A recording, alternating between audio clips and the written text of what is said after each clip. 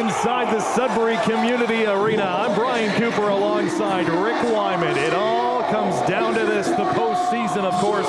This is Game 3 between the Sudbury Wolves and the Brantford Bulldogs. A battle of the dogs, and an epic one it has been so far. The Wolves, they dropped the first two in Brantford. Both relatively close games, especially game number 2. And it brings us to an oh-so-important game number 3. Rick Wyman should be a dandy tonight.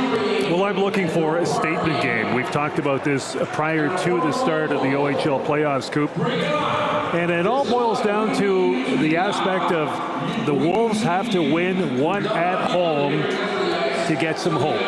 Now, they've got a theme running, promotional theme, against all odds. Get your tickets, playoff tickets.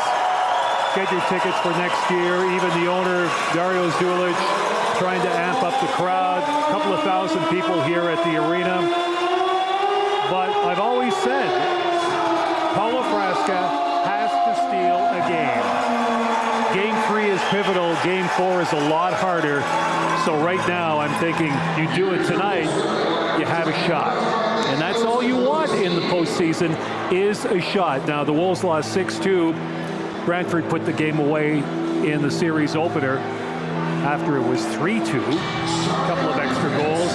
Then the Wolves lost by a score of 4-2 in Game 2. So, in sports, we've seen it, you've seen it.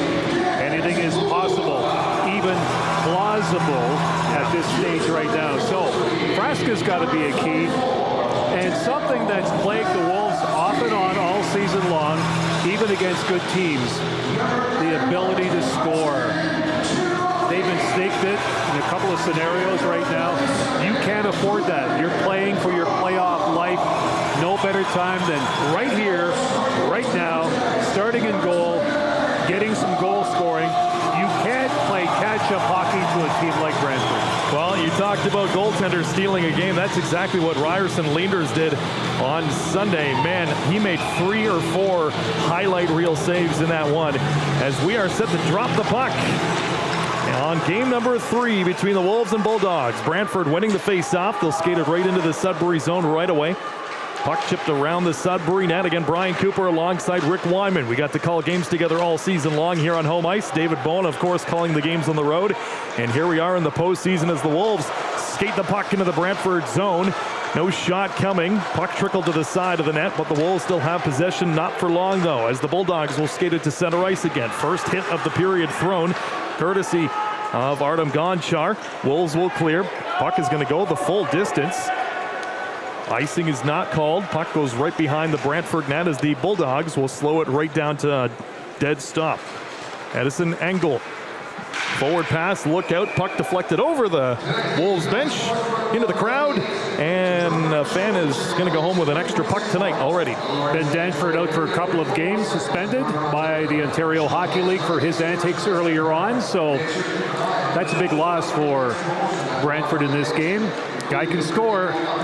So again, we'll see who fills the gap for the Bulldogs in this situation. And can the Wolves capitalize on a big absence? Well, face-off comes at center ice.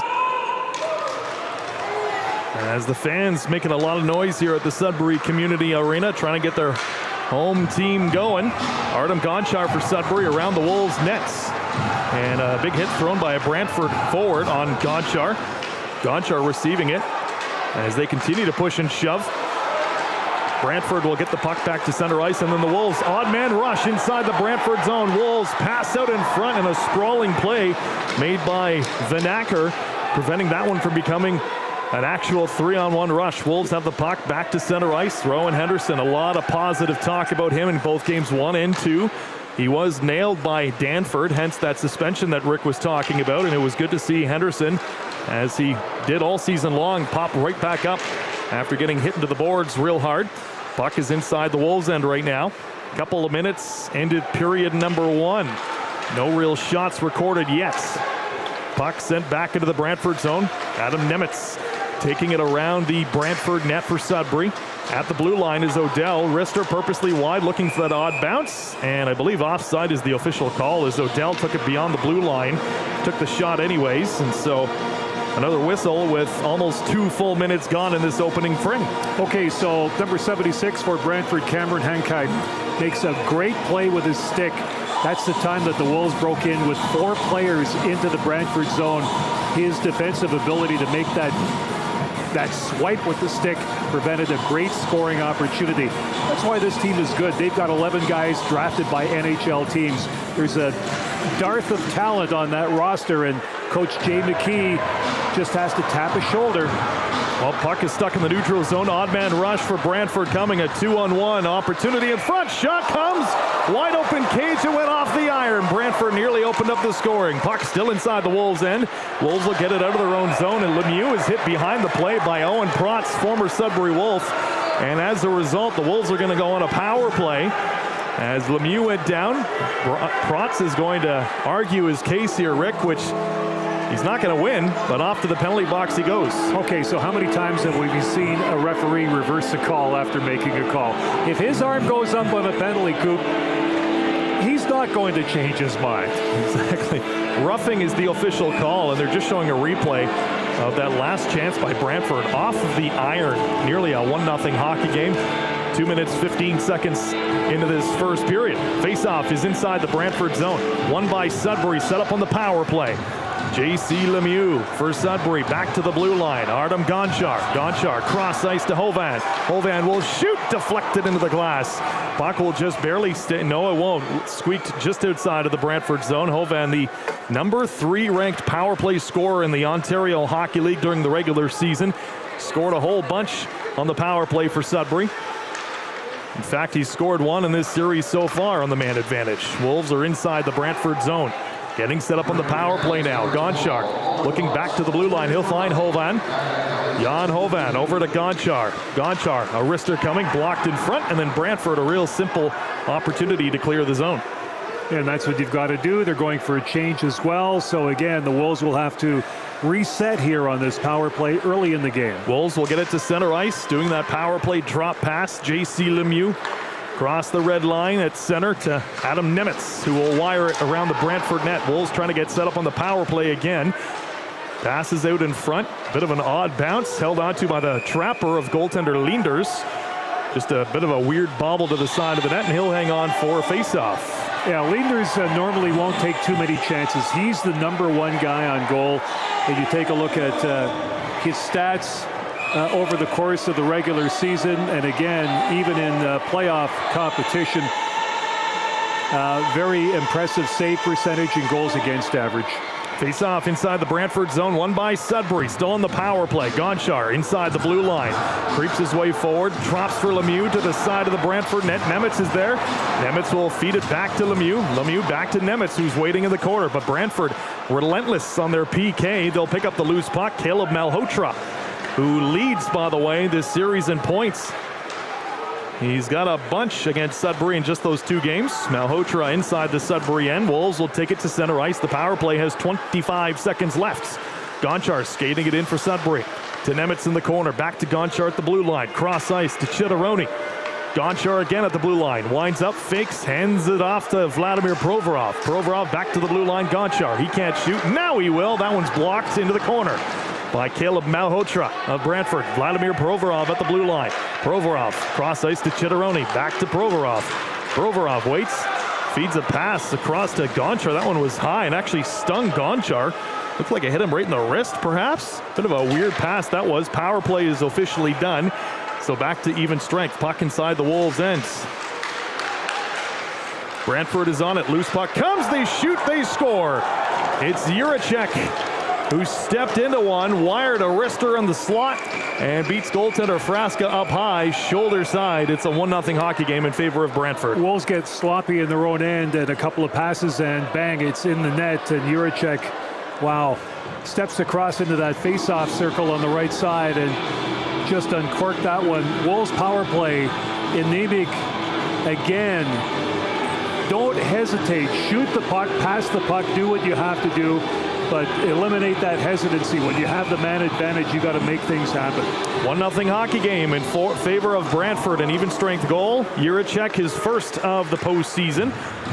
So play continues. Almost 5 minutes into this first period. Glad to have you hanging out with us on a Tuesday evening. Wolves will get the puck into the Brantford zone. Kept to the outside is Ethan Dean. Picking it up is Owen Protz, fresh out of the penalty box for Brantford. Bulldogs, speaking of which, will take it to center. Malhotra jumping into the Sudbury zone. Caleb Malhotra, saucer pass, picked off by Trevor Odell, the defenseman for Sudbury, and then look out, Brantford will wire it right back in, and it's stopped by Dean, who's now 1-on-3, taken down by Dravetsky. Brantford right back into the Sudbury zone, wiring one up high over the helmet of goaltender Frasca. Odell for Sudbury will slow it right down if you're just joining the broadcast. Again, 1-0 Brantford. Wolves without a shot recorded yet early into this first period. Wolves will get it back into the Brantford zone. Lemieux on the forecheck with Hovan. Hovan for Sudbury, dropping for Nemitz. Nemitz and Hovan. They exchange a few passes back and forth and along the boards. Nemitz to the blue line, picked up by Gens Ulaf on the outside. Wide open opportunity, a shot, and oh man, what a save for Ryerson Leenders. I just said the Wolves did not have a shot recorded yet. And Adam Nemitz, the puck just bobbled wide open cage, got a backhander off, and Leenders, as he's falling backwards, gets his trapper on it. It's unfortunate that Nemitz didn't get the puck up higher. It was almost like maybe 8-12 inches off the ice, and you know, just a great glove save to prevent that goal. He was out of position, managed to outstretch the glove, and it's still 1-0 Brantford. But a great opportunity there for the Wolves. Got to get that puck up higher. Face off inside the Brantford zone. That's only save number 1 for Leenders, and it's a highlight reel one. Puck back to center ice. Wolves are on it. Gonchar playing pass and go with Gavin Yules. Yules will feed it to center, but Brantford will put a stop to that action, putting it right back into Wolves territory. Gonchar, quick up to Chedoroni. Chedoroni off the board, trying to find Provorov. Yules will overskate it. Yules at center, shipping it into the Brantford zone. Goaltender Leenders is out to play it. He'll put it off the glass to the boards, picked up by Yules. Yules a shot, look out, deflected high into the stands. And just like that, another fan's going to be walking away with a puck souvenir as we have our first TV timeout inside the Sudbury Community Arena. Well, in case you missed it and everyone else missed it, Italy failed to qualify for the World Cup this summer in Toronto. So Bosnia-Herzegovina pulled it off, beating Italy. So there will be some tickets now for the World Cup because the Italian faction in the province and in Canada won't be able to get tickets because they won't be interested. Yeah, a few fans may go, and that's good news for Canada. Really good news for Canada right now because everyone was so fearful of Canada playing Italy. It's not going to happen. So just a lot of sports news coming up in the last couple of days between managers being fired in hockey and between what's happening in baseball, World Cup, OHL, NOJHL, and of course Sudbury 5. Sudbury 5, that's right. Yeah, entering the postseason as well. It's an exciting time here in Sudbury. It's really one of my favorite times of the year, just in terms of there's just so much going on. Hard to keep track of it in some games because you have to prioritize what you want to watch. But you know what?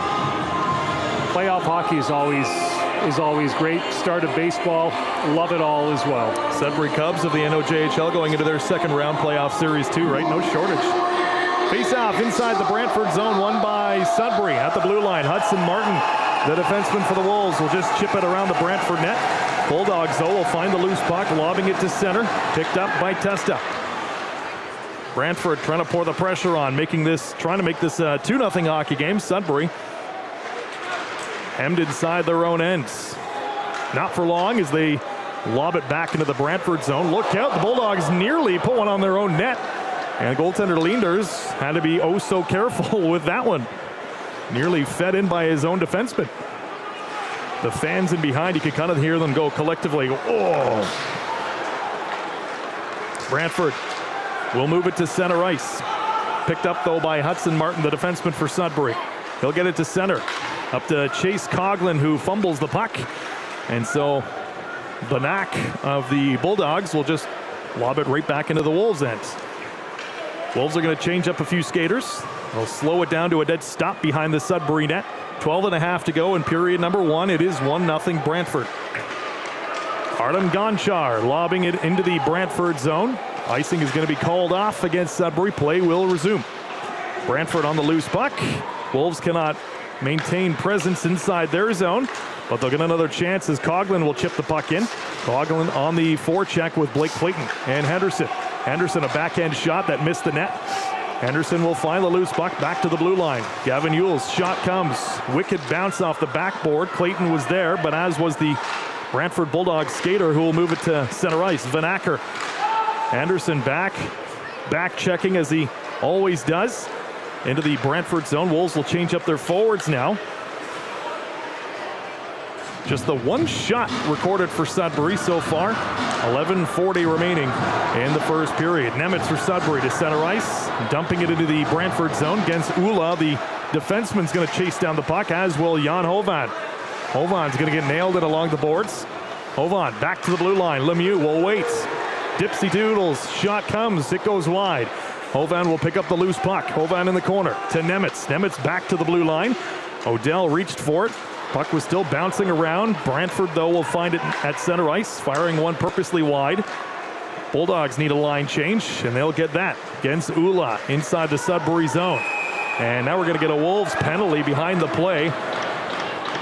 I'm pretty sure, anyways, it's going to be a Wolves penalty. Interference is going to be the call. And so as we saw Brantford go on the power play, now the Wolves go on a power play. Now we're going to see the Bulldogs get their first shot on the man advantage. Number 1 in the league, percentage-wise, they can score on the power play. They can also kill penalties. And there's a situation where Nemitz takes his man down illegally. He'll pay the price. 2 minutes for interference. Face-off inside the Sudbury zone. Face-off won by Sudbury against Ula, wasting no time, and he'll fire that one the distance down to the Brantford zone. Leenders, the goaltender, will hand it off to his defenseman Adam Juracek, the only goal scorer in this game so far. Wolves have the puck. Henderson spends a lot of time on the PK, or he's a great penalty killer for Sudbury, as is Blake Clayton. They play a lot of time together. In fact, they once again force the puck out. Back into the Brantford zone. Another crazy bounce to the side of the Brantford net. My word, there's been a couple of those this first period. Leenders has had to be very careful. Bulldogs taking across center. Banak, a nifty move to get around Yules. He's speedy. Wolves will find the loose puck, though, and clear the zone. Approaching the halfway mark of period number 1. Power play has just 1 minute left as well. Yeah, Banak very hard on the puck, utilizing some really good speed and trying to track it down. Van Acker for Brantford will creep his way into the Sudbury zone, but watched by Henderson, who then throws a hit in the process. Wolves finding the loose puck.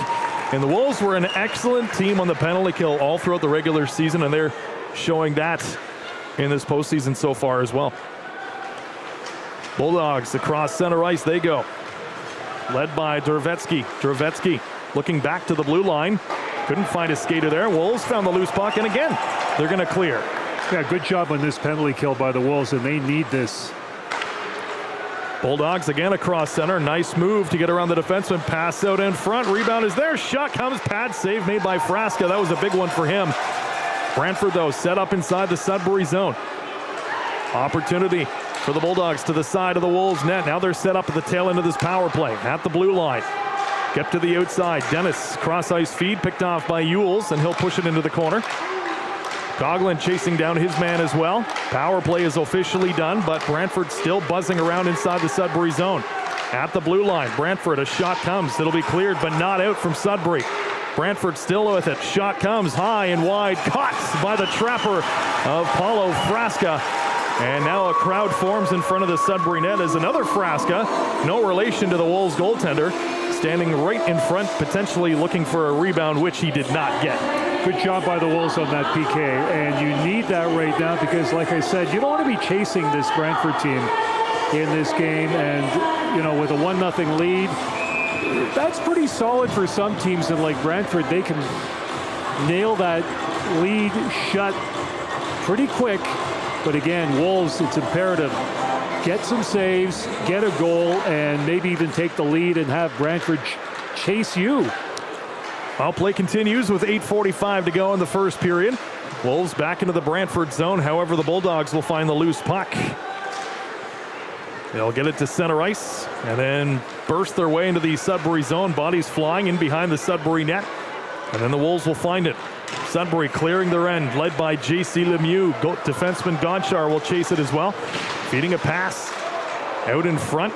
And Gens Ula is going to have to hustle to get to the puck, and he does, to Nemitz, who is waiting in the corner. Jan Hovan going to throw a hit as well. But the Bulldogs putting it off the boards. It's going to go the distance enough for icing. No, waved off. Does not. Puck was kind of fluttering about. Looked like it may have gone, but really slowed down in a hurry. So the Wolves will just keep it going. 8 minutes left in the first period. Backhand shot from Provorov. It goes wide. And then the Bulldogs will take it back to center ice. Chedoroni back there for Sudbury to Ewells. And then look out, Provorov is decked by the goal scorer Jiricek. Owen Protz for Brantford has his stick lifted by Barahowski, and so Barahowski for Sudbury will take it across center ice. Wolves inside the Brantford zone. Backhand pass in front of the Brantford net. No shot came as a result. And now we've got another arm in the air. It's going to be another penalty. A slash is going to be the official call, and I believe this is going to be another Sudbury power play. Yeah, the guilty party coming to the penalty box. And let's see what the Wolves can do here. Frasca, Gabriel Frasca. No relation, as Coop just said, to Paulo playing goal for Sudbury. So the face-off deep. Leaders to his right.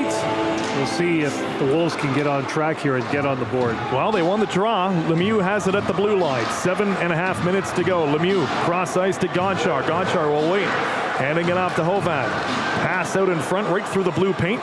Picked up by Lemieux at the blue line. Wolves are set up on the power play. Gonchar waits, handing it off to his side. Hovan can't shoot. Over to Barahowski, back to the blue line. Gonchar to Barahowski in the corner. Barahowski back to Gonchar. Gonchar looking for a man open. Fans calling for the Wolves to shoot. Shot comes from the outside and actually hit the iron. Wolves are on it. Lemieux, he gets a shot, but it's a good block in front by O'Brien. Wolves are on it. Gonchar fakes. Now he will hand it off. Now he does shoot, and it goes off about 3 different bodies. And look out, big hit thrown in the corner as Barahowski was sent flying. Wolves, another opportunity. Nemitz passes. Now a shot comes, and it's a block again for Brantford. Gonchar at the blue line. Over to Nemitz. Wolves are getting their shots, but they're all being blocked. Lemieux back to the blue line. Saucer pass to Gonchar. Gonchar off to Lemieux.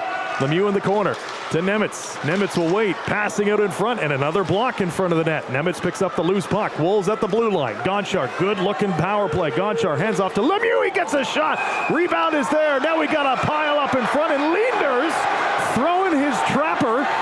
A bit of a left hook from the Brantford goaltender after the rebound was there for a split second with 6:12 remaining in period number 1. Well, Leenders protecting his territory as a guy who played goal, and I'm sure David Bowen would agree.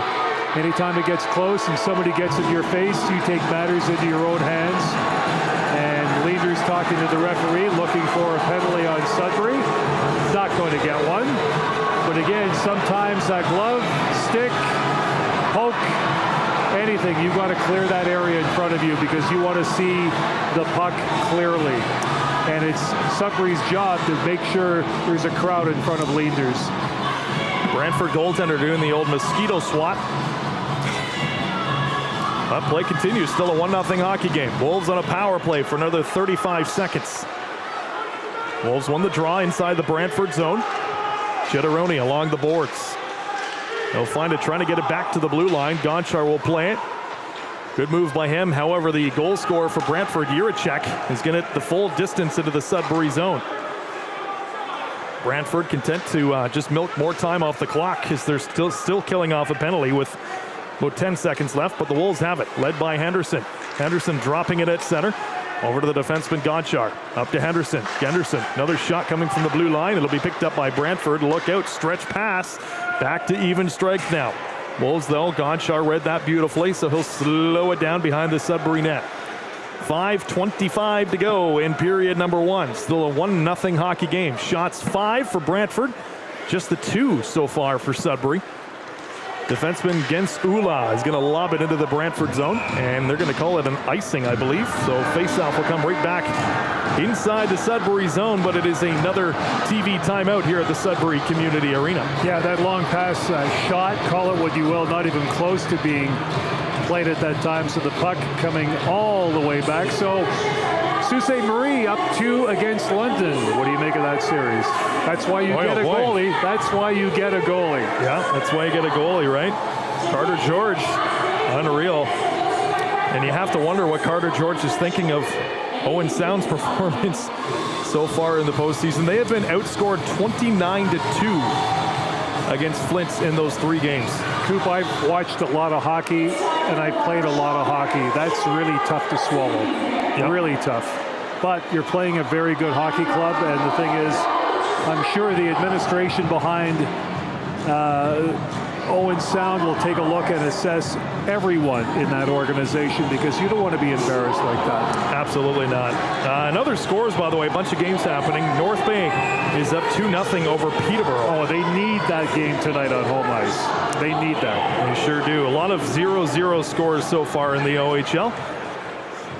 The Sudbury Community Arena 1-0 in favor of Brantford with 5:14 to go in the first period. Adam Jiricek. Kieran Walton having a big effect in that series between the Petes and North Bay, scoring some timely goals for the Petes. Back-to-back overtime winners. It's pretty special. Bulls do win the draw. They'll get it to center ice, but then it'll be Brantford who will fire it right back into the Sudbury zone. Wolves control it around the Sudbury net.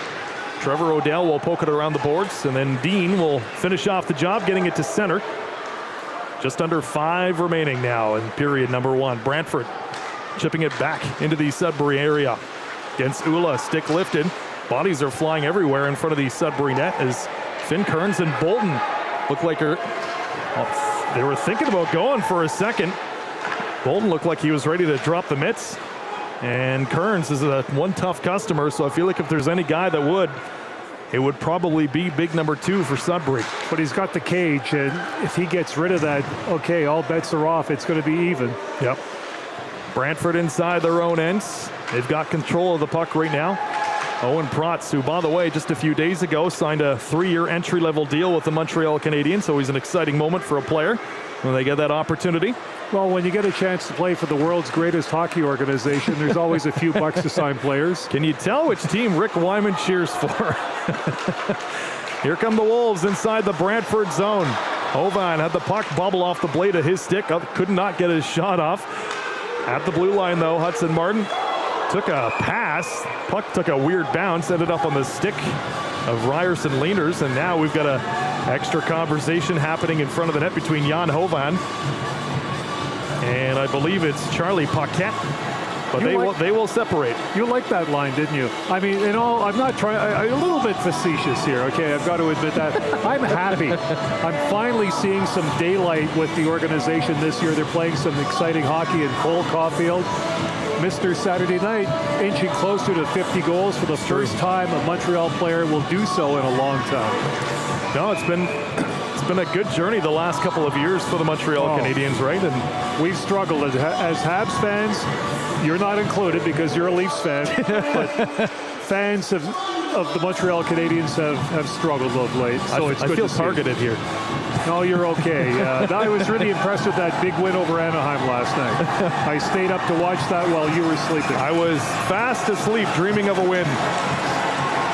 Face-off inside the Brantford zone. Wolves won it. They had a shot that was blocked again. I'd love to see the stats on shot blocks shots blocked, for Brantford this first period. I feel like we've been saying it every other second. Wolves will skate it out of their zone. Chitteroni leading the charge, cutting across the middle. He'll wait, firing a pass across. Nobody home except for Malhotra of Brantford. Yeah, that was a nice pass right on Malhotra's stick. Wrong colored jersey. It was a good play. Gonchar for Sudbury across center.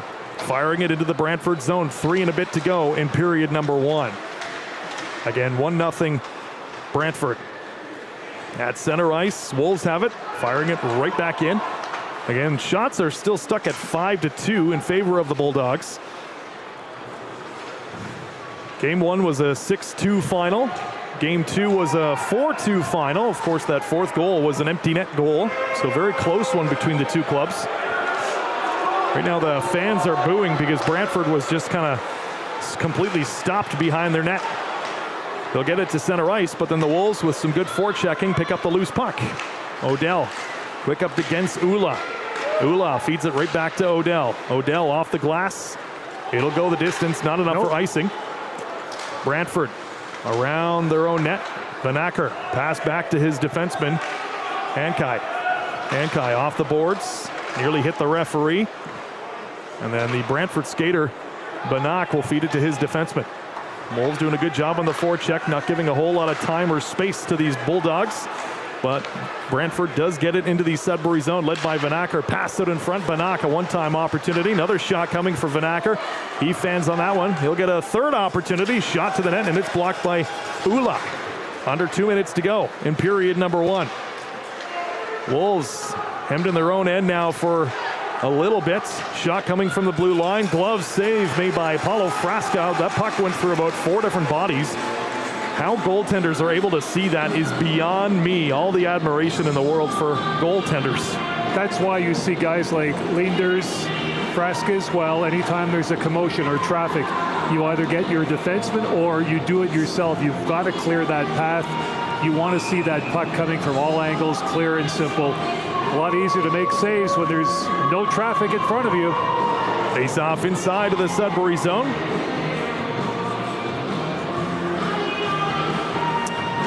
Jan Hovan winning it cleanly for Sudbury. Handing it back to his defenseman Martin. As lookout Finn Kearns tripped over the back of the Sudbury net. We'll still have the puck though. They're going to lob it to the neutral zone. No, went over the glass, and Brantford's going to call for a delay of game penalty perhaps here. Referees are going to get together to see if that puck touched anything before going over the glass. If it did not, hate to break it to Wolves fans, but this could be a delay of game penalty call. And they're doing the right thing as well because they're conferring on this as opposed to just one person making that call. He wants to be sure, so he's checking with his linesman. So 2 referees, 2 linesmen are having a conversation right now, and it was, I believe, Adam Nemitz who put it over the glass. He's been in the box once this period, and yep, he's off to the box. Delay of game. Blake Beer, the referee, making that call, getting the assistance from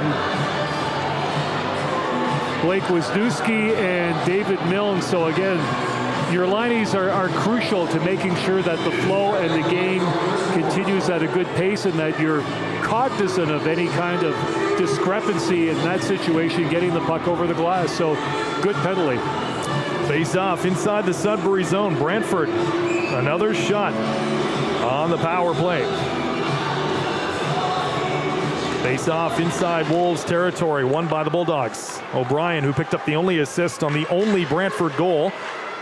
He's at the blue line. He's got the puck now. Receives a pass from Juracek, the goal scorer. O'Brien waiting. He'll misplay the puck, but somehow gets it right back. Bulldogs kept to the outside. O'Brien off the boards. He'll find Juracek. Juracek back to O'Brien on the outside. Puck goes around the Sudbury net. Bulldogs are on it. Pass out in front. O'Brien will wait. Trying to get a shot off, and it's a good block for Gavin Ewells of Sudbury in front, and he'll clear the zone. Final minute of play in the first period. A lot of blocks on both ends of the ice. Brantford and Sudbury, only 8 shots on goal. Brantford to center ice. Vanacker will lead the charge. Saucer dish. The captain of the Bulldogs, O'Brien, will step in as Brantford sets up on the power play. Shot coming, picked off by Chase Coughlin. He couldn't clear. He tried. It's picked up by Brantford. Another shot, cross ice, tic-tac-toe in the back of the net. And that is a power play goal. Rick Wyman, that was a beauty. No chance for Fresca on that one. Taken from the left face-off circle. Wow. Right face-off circle to Fresca's left, and he hammered that puck right by the dot. And we're just watching the replay right now, and really, Fresca a little late in covering that shot. He just wired it. But that it was a pass that was almost from outside to outside and in the back of the net in a hurry. And it's a 2-0 hockey game with 29.7 to go in period number 1. Well, Brantford can strike quickly, and the thing is, like they did in game 1, had the lead. Game 2, back and forth, had the lead, got on the board, and the thing is, it's just a matter of they're a very dangerous hockey club. Face-off won by Sudbury at center. 25 to go in the first period. Brantford has it in their own end. They'll move it to center. Led by Sandu. Sandu will lob it inside the Sudbury zone. Gonchar for Sudbury. Final 10 seconds remaining. Wolves maybe one final opportunity at the tail end of period number 1. Provorov had it. Wolves are on the forecheck. Final seconds tick down. And that'll do it as you hear the buzzer. Shots end up being 7 for Brantford, just the 2 for Sudbury. No extra skirmishes or anything like that after the end of the period. Coop, 2 shots on goal for Sudbury. You've got to do a lot better than that if you want to be competitive, if you want to remain alive. I mean, Fresca made some saves. That second goal, he didn't have a chance on that one. They just got to buy him. And Leenders has got to work. I mean, one big save. I don't know where the other save came from. Maybe it was a stick save or something, but the one glove save, Coop. Great scoring opportunity for Sudbury there. It could have been a goal. It wasn't. But, I mean, you got to dig hard and dig deep and come back in this game right now because, like I said before, you don't want to play catch-up hockey against a team like Brantford. So, Bulldogs pick up a power play goal. They score 2 that period. It was Juracek opening up the scoring, his first of the postseason from O'Brien.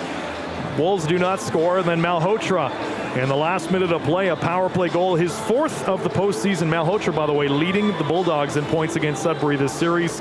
O'Brien picking up his 2nd point of the night already, an assist. And then Juracek, the other assist as well. So a 2-point night so far for both Juracek and O'Brien. Shots 7 for Brantford, 2 for Sudbury. Rick and I will take a break for about 15 minutes, but we will pass things over to the boys from Behind the Bench podcast. They're going to hang out with you for the intermission. You're watching and listening to Wolves Hockey. What's going on, everybody? Welcome to the BTB live stage here during the first intermission of Game 3 of this first-round playoff series between the Sudbury Wolves and the Brantford Bulldogs. You got myself, Alex Chimino, and we have Mason Savage on stage here today, ladies and gentlemen. 2/4 of BTB with you tonight to talk about this game, this first period. I mean, no Danford, no problem for the Brantford Bulldogs. They pick up right where they left off, leading 2-0 in this game. Mason, your thoughts on the period as a whole? Well, I think you just see the depth of the Bulldogs, and you have Danford out, and you have Juracek scoring. You have Malhotra, who's leading in points, like Coop just said over there. So one guy out, next guy steps up, and it seems like they have 12 guys that can step up. And think this team had Sam McHugh at one point, another NHL draft pick. They have how many draft picks? 11 draft picks on this Brantford Bulldogs. If you're looking at a blueprint or a how-to GM in the OHL, it would be the Brantford Bulldogs. This ownership is all in on this team, and they are the model franchise, I would say, right now. They've been on a couple runs winning the OHL not too long ago, I believe a few years ago now, and prior years before that back in Hamilton. So this team is legit, and once again, they're showing it tonight. Their depth is unreal, like you mentioned. It's kind of crazy how Hamilton just lost their team. Like the arena just goes up, and they move down the street, down the highway, and they're never going back. And I think in the end, I think that could have been the best move for this franchise. Brantford is a buzzing city. We're talking about the home of Wayne Gretzky. It just makes sense that we they have a hockey team there, and we know that the Hymans bought that squad, obviously, and that franchise. So, they're all in, fully invested in this team. And it shows 11 draft picks, like I mentioned. You look top to bottom on this lineup, Mace. It's a very talented squad. But let's dive into the game itself so far. The first period, I thought, like most of the games in this series, the Wolves, 5-on-5, have been able to hang in with this team. What do you think? Oh, I agree. I think we had one defensive lapse on the first goal and just chipped puck out front and roofed it.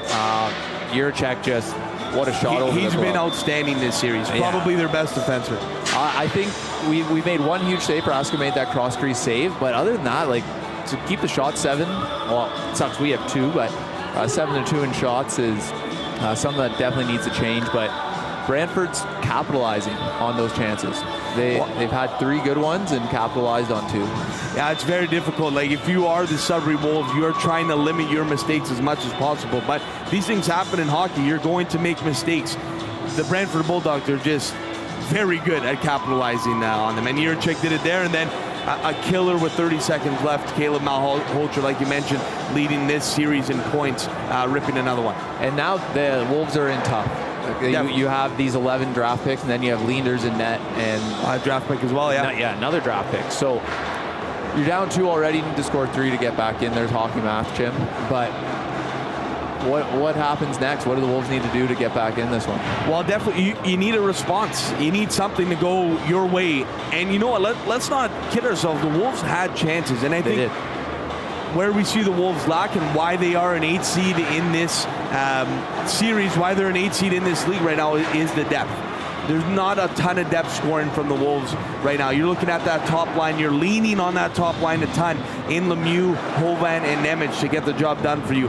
We're looking at guys. We're looking at guys at Henderson. We're looking at Clayton to step up and provide some depth scoring as well. Chitteroni has chipped in. Berehowski has chipped in. But we're looking at some of those guys to take a step. If you are the Sudbury Wolves, definitely in this period, just keep the energy going, keep the game plan going, 100%. And you need to capitalize on your chances. 2 power plays, and the Wolves did not capitalize on it. And that's going to kill, especially in the playoffs, Mason. When we're talking about penalties and power plays, they are so key. They make or break a series in the playoffs. So Wolves need to capitalize on that when they get the chance to do it. The power play is at 33%. It's definitely taken a hit since that period, and Brantford's clicking at about 40%. So I mean, it is 40%. Oh yeah, it is make or break in this series. Yeah, no, I agree. I think for us, if he can shut the door moving forward, win this game 3-2, 4-2, empty net. Let's not kid ourselves. Paulo Frasca has been great this series, right? You're taking on a brunt of the load here. It's been 100%. Very difficult this series. But again, maybe it's a goaltender's dream as well, right? It's a goaltender's dream as well to be busy, right? I don't know how Ryerson Leenders feels on that other end. Maybe you love not getting a lot of shots. You got great defensemen in front of you. I don't know what it is. He's right into the game, though. You saw Wolves crash the net, and Leenders almost looked like a blocker or a stick came up. I don't want another incident like what happened in North Bay on the weekend. Yeah, for sure. 2-game suspension for McIver. McIver, 2-game suspension there. So the OHL playoffs have been entertaining. You have a little of everything. Some tight series. You have. Well, let's go through them right now. As of right now, we'll get into scores tonight. But the series, this one, of course, 2-0 Brantford. When we're looking at Barrie and Niagara, very interesting here, Mace. A 1-1 series. Niagara taking game 2 in overtime. Atchison comes back now, though. Yeah, he was suspended, correct. So he should be back in the lineup. Kingston down 2-0 to Ottawa in the series. No surprise there. Ottawa is a very strong team this year. This one might be the series of the first round. Peterborough and North Bay, 2 overtime games already. Peterborough leads the series 2-1. Former Wolf Kieran Walton scoring both overtime goals for Peterborough as well. So North Bay takes the first one in Peterborough. Peterborough wins in OT at home and then takes one at Memorial Gardens in overtime, and that's a tough place to play, like we mentioned all the time on this podcast. Over to the west, Kitchener, no surprise here, 2-0 over Saginaw. Windsor as well, it's pretty kosher here, up 2-0 over the Guelph Storm. The Flint Firebirds, while it's no surprise that they're up 3-0 in this series, the fashion that they've been doing it in is insane, Mason. They have 29 goals in three games. They've won 8-1, 11-1, and 10-0 in Owen Sound. So I'm not sure exactly. I haven't taken a deep look into what's going on over there. I'm not sure if Owen Sound's dealing with injuries. I know there's actually a call-up that went in net for them in relief yesterday. So I'm not sure if they're dealing with injuries and guys out of the lineup. But I always had faith in Owen Sound to put up a fight. But yeah, in this fashion, it is shocking. Yeah, who knows? Like, how do you come back? Flint is Flint is definitely all in. Like, let's not kid ourselves. Aspinall's been great, Kevin He, but you know, usually in these series, it's kind of tight for the most part. Playoff hockey. Yeah. So interesting. And then another series that we could say maybe the series of the first round, I thought would be. We'll see what happens when the series gets turned over here. London and the Sioux. Sault Ste. Marie up 2-0. And a lot of people were worried about Carter Hart's record against London. He was about 1-12. Carter George in net for the Sioux. His record against London, not the greatest. But again, you got to keep that in mind with context. He's been playing in Owen Sound, not too many great teams that he's played for. London's been a wagon for most of his OHL career. So anytime you have a goalie like Carter George on your team, I think you're feeling pretty good. And again, he could be a difference maker in this OHL playoffs. I expect the Sioux to go deep. No, I agree, and I think, like you said earlier, not on air, but it could be the West year, right? Like that whole conference looks great. Yeah, like I think you know, with Ottawa, I like Ottawa. I like obviously Brantford. Brantford's probably going to be the team that comes out of the East here. Just my opinion, but nonetheless, I think the West is strong. You got Kitchener, you got Windsor. Like, we are talking some serious teams, and the Sioux, which is a sneaky 5 seed. I think, again, when you have a goalie like Carter George, the sky's the limit for you if he gets hot. So all you need is a hot goalie, Mason, in the playoffs. That's one of the keys. It is, and hopefully Frasca can turn this one around. Definitely. I have faith there for sure. Looking across the league, ladies and gentlemen, right now in Guelph, it is 1-0 for the Windsor Spitfires. Looking over at Memorial Gardens, it is the North Bay Battalion up 2-0 over the Peterborough Petes. Barry's up 2-1 in Niagara. It is a tie ball game in Saginaw right now, 1-1 between Kitchener and Saginaw. Ottawa up 1-0 over Kingston, and it is a tie ball game in the Sioux right now between the Sioux Greyhounds and London Knights. So a lot of parity in this league, Mace, for sure. And we like to see these series prolong for sure. And you know what? It is a battle and a grind for these OHL players to get to the top of the hill. No, 100%. And like you said, hopefully this one can get dragged out and we can see this in 6 or 7 games, and never know what happens. But at the end of the day, too, great for these kids to get this experience. It's a young team, so if the Wolves can just build off of a series like this and chip away, get some wins, and kind of tweak that into next year. Well, you're looking at a Sudbury Wolves team that a lot of players on this team have not had any playoff experience, OHL playoff experience, let alone OHL experience up until the start of this year, right? So I think, like you mentioned, this is a great learning experience. Watching a team that's as grizzled and veteran and ready and poised for a run as Brantford, I think it is definitely a great learning experience. But let's not count the Wolves out here. They're putting up a great fight. They just need to find a depth scoring and put their chances away. Looking elsewhere, Mason, in this Brantford lineup, a former Wolf, Owen Protz, who just signed with the Montreal Canadiens. How good does he look, Mason? He looks great. Happy to have him in the Montreal farm system, beautiful. That's for sure. But tough one when he was playing well when he was in Sudbury. For sure. I think we went all in, right? The Wolves went all in during that playoff run, and Van Vliet just didn't pan out like we had anticipated. You're trading for age at that point. You're trading for someone who's been there, who's won, right? Where Protz was a younger player.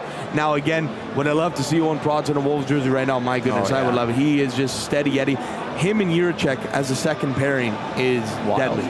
right? Yurchek, I think, has been one of the best players in this series. I don't think it's even close. Your thoughts? No, I agree, and you saw it with the goal here, and just seeing some of the moves Protz has made. He took a penalty early, but they've been able to shut the door on the PK. So we'll see what Protz can do, but definitely the Wolves are missing veteran leadership like that at this point. It's crazy, too, to see how fast these kids are coming in and out of the league. It's, year 4 for Protz? Definitely, yeah. And, I mean, the NCAA has definitely expedited that process as well. We're seeing a lot of players in and out. Definitely, you're absolutely right. No, that's true. One thing on the NCAA, the Sioux Greyhounds picked up a former Greyhound back from the NCAA. Yep. Okay, so that's another major pickup. Major pick. OA as well. It's huge. Oh, yeah. No, that's crazy. And Jim, let's speak to the audience a little bit. We have a great crowd for a icy Tuesday night here in Sudbury, Ontario. Mother Nature just doesn't love us over the last 3 weeks. And that's what happens when you don't get home ice, right? You're not going to get the primetime games. We're getting Tuesday and Thursday here in Sudbury, not prime time at all. A Tuesday night with the weather we've had, I mean, we haven't been lucky at all. No. The weather's been brutal here. I got to escape to Mexico, Mason, which I was very happy to miss the snowstorm. But however, it has been nuts here, to say the least, and it's been an icy Tuesday, like you mentioned. But with that being said, I think a decent crowd. Oh, yeah, the crowd's loud. The kids are out there having fun, and that's the band's here, I believe. I hear drums hammering during the game. I love it. The band is here. They were out up front, the Sudbury Community Center or Arena earlier today. And, yeah, the weather just destroying everything. And just a couple quick points, Jim, sports-wise in Sudbury. We lost the LaSalle Dome. We lost the tennis bubble. Hopefully those can get back up soon. But, yeah, Mother Nature's not being too kind to us up north. Yeah, it's definitely been a difficult time here in Sudbury, and it's kind of highlighted the need for facilities. We've talked about it at length on our podcast, but seeing the Lancer Dome go down was devastating, and it will be back up, which is great to hear. But putting all programming, football, soccer, you name it, in that dome, whatever was working in that dome to a halt is very difficult. So in one sense, it hurts to see it go down, but it does hopefully, I think, provide some momentum to say, hey, we need to build some more here in Sudbury, because we are definitely lacking on the facilities side of things. For sure, and just being down at NASA and OFSA this year with our Llewellyn Knights hockey team, we got to see what some of these barns are like down in Windsor. Even in the Sioux, they have this complex, double pads. You have your soccer field right in there as well. That's what we need here. And when I was playing minor hockey, we tried to pitch that 20 years ago. Yep. So it's been 20 years. We built one new pad on Countryside. Hopefully we can get something figured out. Well, and that's the thing is there's so many opportunities in the city to do great things and build great things, especially for sport, and we've missed it. We've passed the buck along. It's time to actually take a stand and time to take opportunity on it, because we can't just keep passing it on to a situation that we have now. And I think with this weather storm, albeit it is very unprecedented, it is highlighting the need for an actual structure, not a bubble. An actual structure that can withstand snow like that, handle snow like that is really important. The referees are heading onto the ice, and the teams are coming back out to play here. It is 2-0 here at the Sudbury Community Arena for the Brantford Bulldogs. Quick key points for this period, basically. I think getting shots through. Brantford blocked, I think, 3 or 4 shots during that penalty kill. They're soaking everything, so just having an active stick, trying to get shots through, maybe get a tip in front, and just kind of crack the wall, start breaking through the wall, and get 1 goal, 2 goals, anything can happen. Definitely, you got to be a shooter, you got to agitate, you got to find a way to get to Ryerson Leaders and this defensive core. Finish your checks if you're the Sudbury Wolves, and if I'm the Brantford Bulldogs, don't stop playing. Don't stop playing if I'm the Brantford Bulldogs. Keep it going, don't take your foot off the pedal, and capitalize on the chances like they have been. Well, with that, ladies and gentlemen, that's going to do it here for the first period intermission at the B2B live stage. Thanks for tuning in on YouTube, ladies and gentlemen. We're going to send it over to those beauties. Rick and Coop back for the call in a second. Welcome back inside the Sudbury Community Arena. Shout out to our good pals from Behind the Bench podcast. If you have not yet checked out their podcast, you really should. Some amazing content. I've actually had the opportunity to be interviewed by the guys. Had some great conversation. It was a while back. Really highly recommend. They've got some good stuff on there.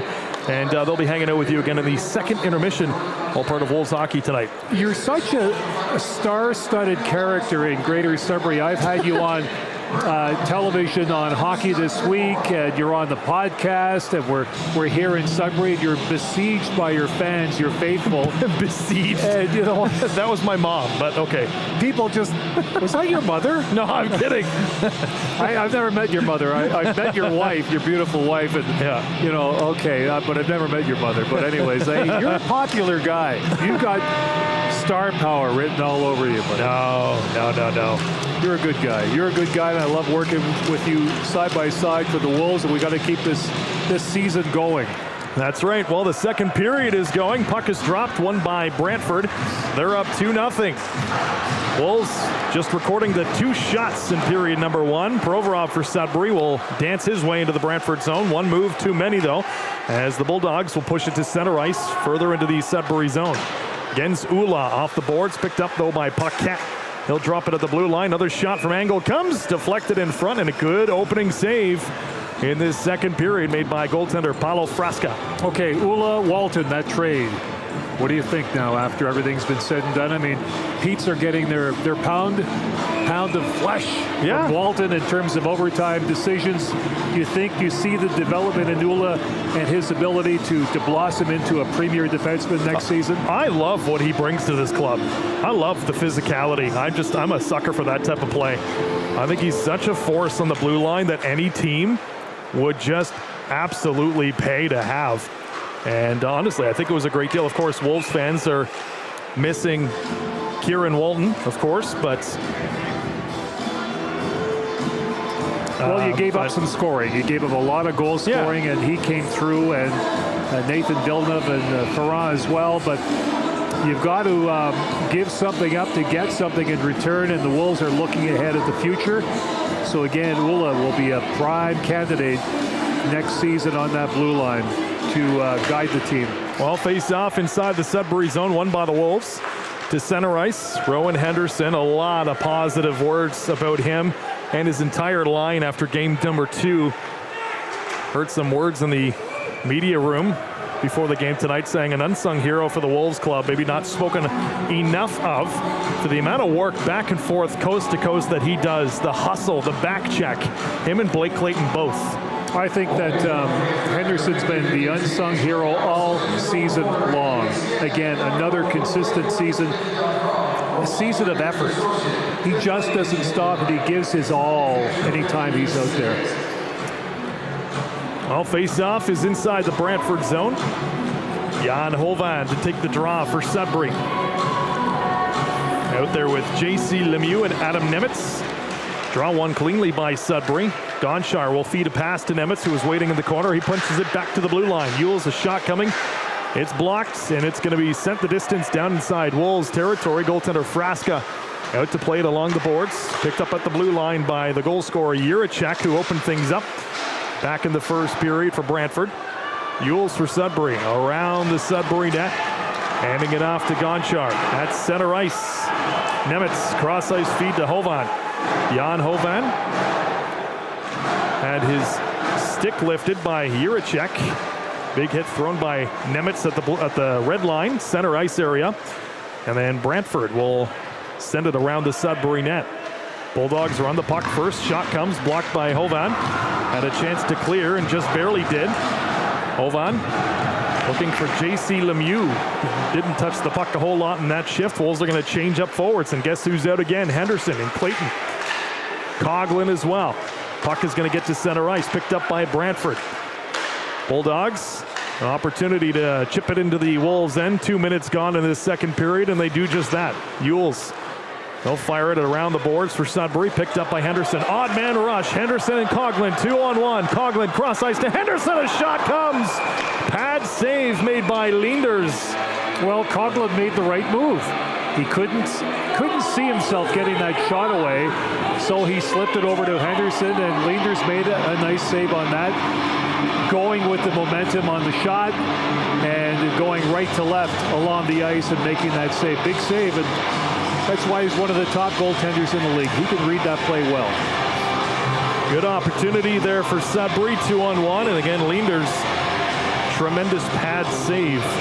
Face-off inside the Brantford zone.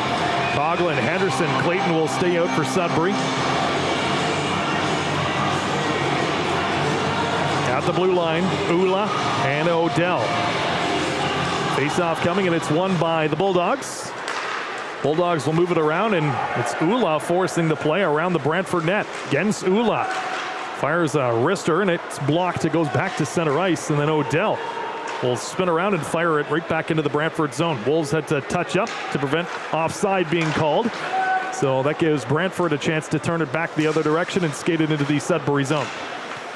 Lachenko for Brantford over to the blue line. Dervetsky will pick it up. A lob pass somehow got onto the stick of Malhotra. And then Brantford will cycle it around. Malhotra to the side of the net. Opportunity coming out in front. And what a stick save for Paulo Frasca. Oh my goodness me. A beauty in desperation, falling backwards and gets the blade of his stick on the puck. It looked like it was for sure going to be 3-0. That one is going to be a highlight reel. And then the Wolves score the other way. Blake Clayton almost in at one end of the ice. It's in at the other end. Nice shot going down the left side, beating Leaders. It's a 2-1 game. Oh my. And before showing the replay of the Clayton goal, they just showed a replay of the save by Frasca. And you're going to be seeing that one on the highlight reel. But then fast forward to a few seconds later, and what a wrister from Blake Clayton, beating Leander's glove side, and it is a 2-1 hockey game. From the top of that left face-off circle. Beat him cleanly. What did we say, Coop, about maybe stealing one, and they need Frasca to do that? That was a tremendous desperation save made by Paulo Frasca. Puck back inside the Sudbury zone. The fans were giving a standing ovation to Frasca after that save, which was made. Wolves will fire the puck back into the Brantford zone as the pace picks up a little bit. Almost 4 minutes gone in period number 2. It is 2-1 in favor of the Bulldogs. Bulldogs are on it. Opportunity coming. Shot comes. Nice pad save, and another pad save made by Frasca. He got both.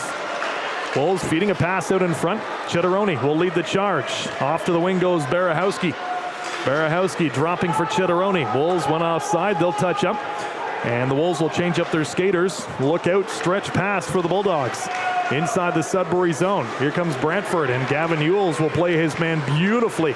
Ewells forward pass to Gonchar. Burst of speed down the wing. Gonchar out in front. Shot comes. Paddle down. Save made by Leanders. Another shot out in front as bodies are flying. Leanders yelling at the referee. Not going to get a call. Wolves are on it again. Gonchar handing it off to Dean of Sudbury. Ethan Dean, an opportunity, waits. He shoots high and wide. Wolves are still on it. Good pressure now mounting from Sudbury. We wanted to see more of this back in period number 1. Brantford will get it to center. Skating inside the Sudbury zone. Banach blows a tire for Brantford, and now the Wolves with a chance to move it. Gonchar, forward pass to Doucette. Henry Doucette for Sudbury. Chipping it further into the Brantford zone. Jan Hovan, J.C. Lemieux, and Nemitz are back out again for Sudbury. Wolves back in their own ends. Gens Ula dropping for Nemitz. Nemitz over to Hovan. Pass out in front. Nemitz could not tap it in. Close call though. Good tic-tac-toe passing between Nemitz and Hovan. Puck still inside the Brantford zone. Fans are making a little bit more noise now. Wolves have some good energy. Something that was said in the dressing room perhaps. At center is Gens Ula lobbing it right back in for the Sudbury Wolves. No, it was that first goal that they scored after that miraculous save by Frasca. That's what turned this crowd around. Puck inside the Brantford zone. Adam Nemitz along the boards. Nemitz needs a change, so off to the Wolves bench he goes. Provorov steps back on. Got a pile up and along the boards now. Wolves will find it. And that charge led by J.C. Lemieux. Lemieux back to the blue line. Ula out in front. Provorov, a shot comes. Rebound was there for a split second. There was nobody in front of him except Leanders. And he had a chance. He had a chance. He was left all alone. And Leanders with a huge save. Chase Coughlin and Gens Ula, the assists on the Blake Clayton goal. And Rick, there is a renewed sense of energy inside this Sudbury barn. It's taken a while to get it, but it's needed. Face off inside the Brantford zone. Almost 6 minutes gone in period number 2. It's a 2-1 hockey game. Face off won by Brantford. They'll wire it around their own net. Bulldogs still have possession of the puck. Passing it back and forth between the defensemen. Now they get it to center ice. Inside the Wolves zone. Pass forward. Goes off the skate of the Wolves player, Chitteroni. He'll then kick it behind the Sudbury net. Yules gets run into hard. Gets a pass forward, however, he gives it up. So here's Brantford. Brantford takes possession of the puck. Into the corner, shot comes. Nice save made by Frasca again. I think he saved that one with his head. Whatever works. Brantford again to center ice. Puck deflected just beyond the Sudbury blue line. Yules is decked. Brantford back inside Wolves territory. Opportunity in the slot, picked off by Barahowski.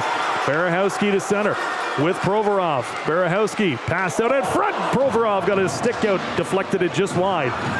Brantford still on it. Along the boards, back to center ice. Gonchar for Sudbury. Gonchar forward pass to Provorov. Brantford stretch feed, look out. Partial breakaway for Cooper Dennis. Shot off! Stick save made by Frasca again. He is dialed in this second period. Wolves get it to center ice. Gonchar with Clayton. Gonchar drop pass for Coughlin. Coughlin shoots, and that one's blocked in front. And now the Bulldogs will come back the other way. Puck goes to center. Here comes Brantford deep inside the Sudbury zone. Kept to the outside. O'Brien. Pass out in front of shot. Frasca, I think he may have got a piece of that with his trapper. And then the Wolves will skate it, but not out. Brantford has it. Van Acker getting around Gonchar. Good play by Gonchar, the Wolves defenseman, to keep it on the outside. Van Acker looking back to the blue line. Brantford skating it around. Angle at the blue. Wrister comes, and that one goes wide to the net. There's a player, Van Acker, who is decked out in front. He's back up on his skates. He continues to push and shove with Odell. Brantford still inside the Sudbury zone. Banak for Brantford. Burst of speed through the slot. Shot comes. Pad save made. And now we got pushing and shoving in front. Everybody's involved. You kind of felt this coming at some point. The fans are loving this. Everybody but the goaltenders are involved in this mess. Boy, oh boy. What pace back and forth as all of a sudden we're at the 12-minute mark of period number 2. Well, the Wolves are doing what they should have done in the first period. They've got some good jump going now, and you know what? We'll have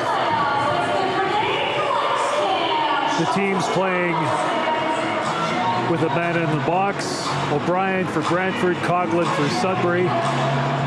Banneker was going on about how he was sticked and then tied up. And there's is that Protz talking to the referee? Yes. That would be. Your guy, Protz. Now making a few bucks with the Canadians, so hey, why not? So Jake O'Brien, the captain of the Bulldogs, in the box, and he is arguing his case. But Coughlin in the box for Sudbury, so looks like a little 4-on-4 action now.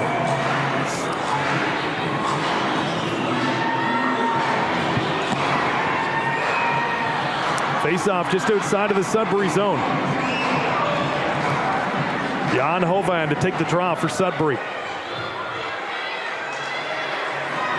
Crowd's right back in it here at the Sudbury Community Arena. Brantford will pull it back inside their own zone after winning the draw. Juracek will move it forward. Brantford taking it to center. Brantford on the outside around the Sudbury net. Pass out in front. Picked off by Hovan. Another shot comes, and Frasca had to be careful with that one after Jan Hovan comes to his goaltender and says, sorry about that. Yep, exactly. That'll happen over the course of the game. You mentioned Protz signing that deal with Montreal. Biggest problem for Protz right now. That Montreal defensive line is it's looking pretty good. Looking pretty good, and they've got some key players there, and you know, lots of talent. Reinbacher perhaps moving up from Laval to next year. Protz is going to be hard pressed to get a spot. He'll be playing in Laval for a couple of years. Good opportunity to develop. Play continues inside the Sudbury zone. Gonchar has the puck. He's being shadowed by 1-2 different Brantford skaters. Gonchar will skate it forward. Hovan beyond the Wolves blue line. Across center. Jan Hovan will move around. We were just talking about Owen Protz.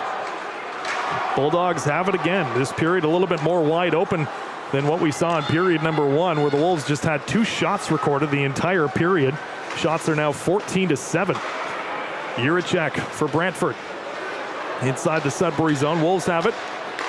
Picked off by Jan Hovan. Gavin Yules will join the rush. Nemitz, nifty toe drag move off the boards. Kept in, nope, not so much by Gonchar. He's forced to come back to center ice. Artem Gonchar across center, skating into the Brantford zone. Gonchar back to the blue line. Yules, he'll shoot. Glove save made by Ryerson Leenders, who then gives a little hack to the back of the legs of Hudson Chitteroni. A lot of traffic in front of both creases tonight, Rick. Yeah, a lot of that going on. And of course, you know, the forwards, they know what they have to do. They have to get in the direct path of Leenders so he can't see that puck. He can't play that puck, and he'll be challenged. So again, try to throw the goalies off. It goes both ends. I mean, Brantford tries the same thing with Paulo Frasca, so you want to throw them off their game. Face off inside the Brantford zone, won by Sudbury. Ula with a shot. It was blocked, picked up by J.C. Lemieux, who got a rebound, and that one went wide. In fact, all the way back inside the Sudbury zone it goes. Malhotra for Brantford. Brantford, nifty move just inside the blue line. Bulldogs nearly cough it up, but here comes Sudbury the other way, led by Lemieux, jumping into the Brantford zone. Cross-ice pass intended for Chitteroni. Bulldogs cannot clear. Ula shot comes, stick save made by Leenders. A little bit of traffic in front, and he'll hang on for another whistle, approaching the halfway mark of period number 2, still 2-1.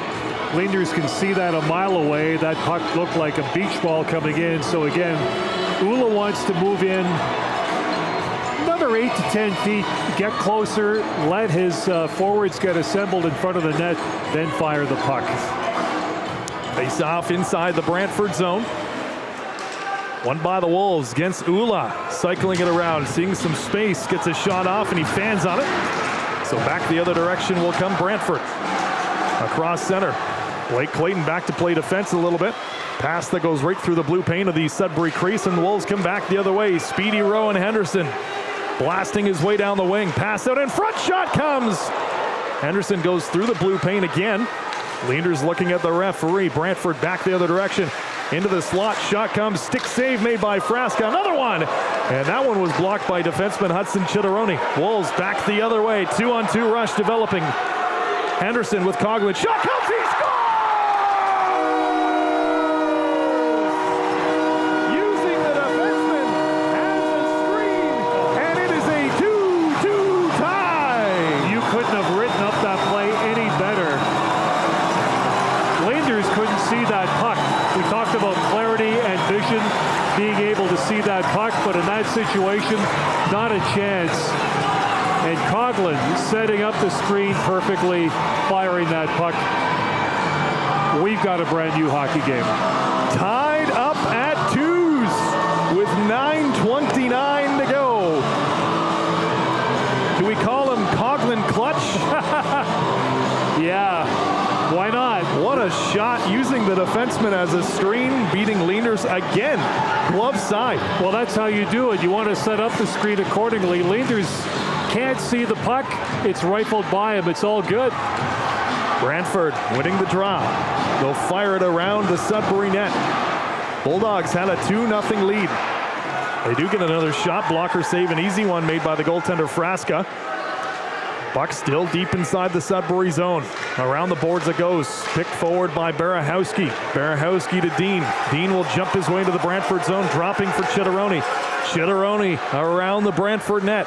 Good pressure mounting again from Sudbury. Odell at the blue line. Shot comes. Rebound picked up by Barahowski. Another shot comes from Odell. Stick save made by Leenders. Brantford kind of hemmed in their own end a little bit here in this second period. And then Barahowski throwing a heavy hit. Odell another shot from the blue line. Barahowski, good job on the forecheck. Dean joining the fun. Barahowski keeping it to the outside. Dean for Sudbury. This Sudbury team a little bit more relentless in this second period. Wolves still on it at the blue line. Odell cross ice to Yules. Yules on the outside looking for a pass. Takes it around the Brantford net. Poke check from Leenders. Shot comes and Yules nearly got Leenders guessing. Wolves have the puck. Comes back to center ice as Testa and Chitteroni collide. Brantford at center. They'll jump their way into the Sudbury zone. Shot comes. Easy glove save made by Frasca. Forward pass to Chitteroni. Up to Lemieux. He overskated the puck, but Lemieux will find the loose puck again. Over to Hovan. Shot comes. Pat save made by Ryerson Leenders. Wolves have all the momentum right now inside the Sudbury Community Arena. This is an absolute beauty. 7:45 to go in period number 2. We are tied up at 2s in case you're just joining the broadcast.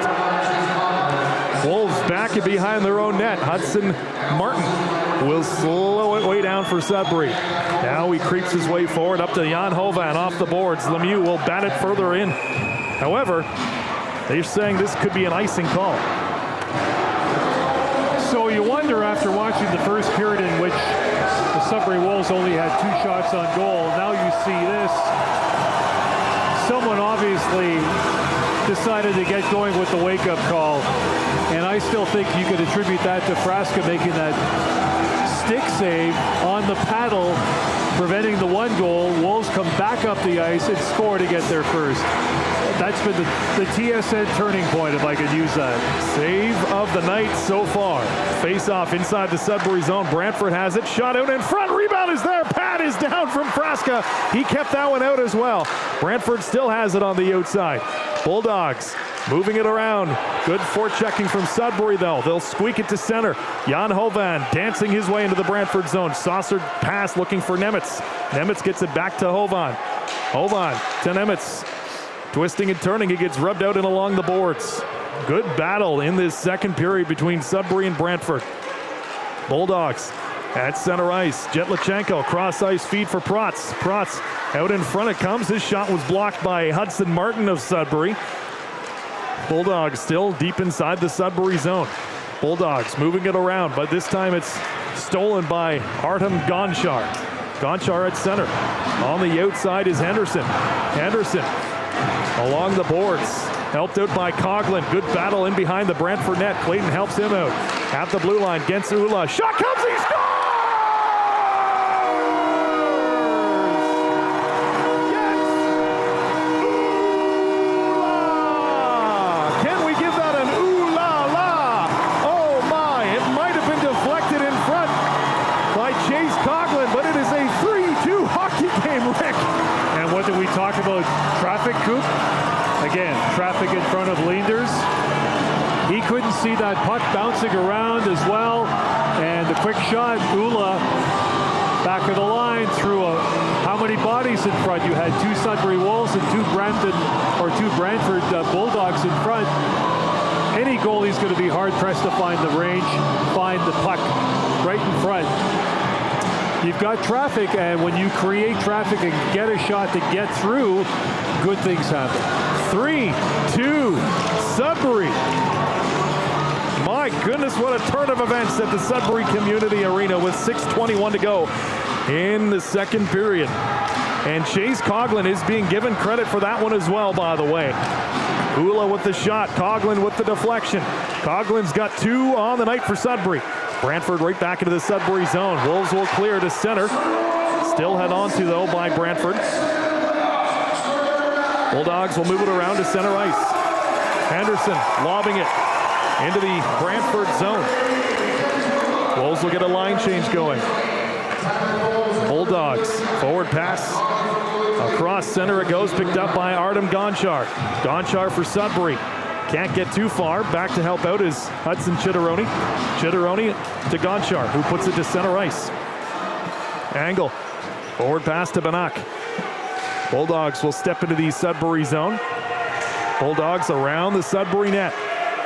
At the blue line are the Bulldogs. Shot comes. Pad save made for Frasca. And now we got some more pushing and shoving in front of the Sudbury net. We got 3 different skirmishes, but the referees will step in right away. And the Wolves are backing down here in the period. Brantford totally unorganized. Ever since that first Sudbury goal, they haven't been the same team. And you know what? Yeah, so what? They've had 19 shots, but the Wolves have had the better scoring opportunities, coming awfully close, and Leaders has had to make some big saves in this game. So 3-2, heading into the final few minutes of period number 2 at the Sudbury Community Arena. Not the best of nights weather-wise, but those who are here are loving every minute of it. Chase Coughlin, 2 goals in the night for Sudbury. Gensula and Blake Clayton picking up the assists.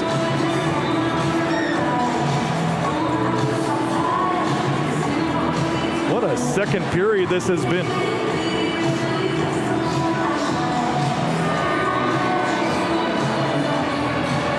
And 2 points in the night for Gensula of Sudbury. And Wolves are getting their way a little bit closer to the shot clock as well in matching Brantford on that side of things. North Bay leading Peterborough by a score of 3-0 now in the second period. About 7 minutes to go at the Bort Longyear Memorial Gardens. So again, looks like North Bay trying to tie things up at 2 games apiece. Face off inside the Sudbury zone. Clayton, who picked up an assist on that latest Coughlin goal, wins the draw cleanly. Gensula puts it off the glass, and it looks like it hit the mesh first.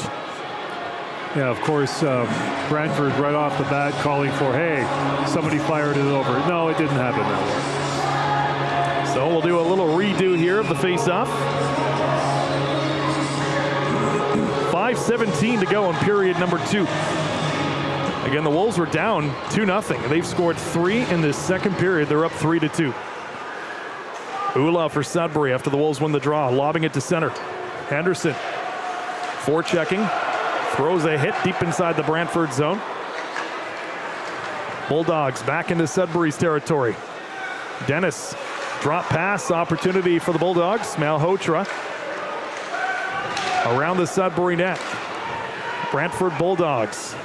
They can score fast, and they can score a bunch. A shot from the blue line. It goes wide. Puck kept to the outside. Still inside the Sudbury zone. Wolves will clear. Forward pass. Lemieux jumping into the Brantford zone. Lemieux shot comes off the goal post. And then J.C. Lemieux hit by Protz. And Protz is going to go to the box. Rick, I saw what happened. Lemieux got hit. And as he was down, Protz came in with a cross check on the face area of J.C. Lemieux. And Lemieux went right off to the Wolves bench. That was nasty. Well, even for a Montreal draft pick, that's a stupid penalty to be taking at this time of the game. I mean, it's 3-2, and you want to pull that right now? Okay. If you're Jay McKee, you can't be impressed with that. What are they going to give him here? They're going to talk things over. They're going to look at this. I'm not surprised. He may get a 5. Well, the 5 is on the board right now. Well, the initial hit was fine. The initial hit was A-OK. It was the stick coming down on the face of Lemieux afterwards, which is what they're going to look at. And Lemieux is at the Wolves bench with a towel. He went straight to the Wolves bench, and he's still being looked at as we speak. That was a nasty play. We don't like to see that. I mean, look, play the game. You want to be a cheap shot artist, go play for Anaheim and put on a Radko Gudas sweater if you want to pull that kind of nonsense. But as we know, as we saw last night, Toronto and Anaheim, you do things sometimes on the ice. There's always payback. So I'm curious to see. 5-minute majors on the board against Owen Protz right now. Yeah, but they're going to review the video. That could be downgraded here as well. So.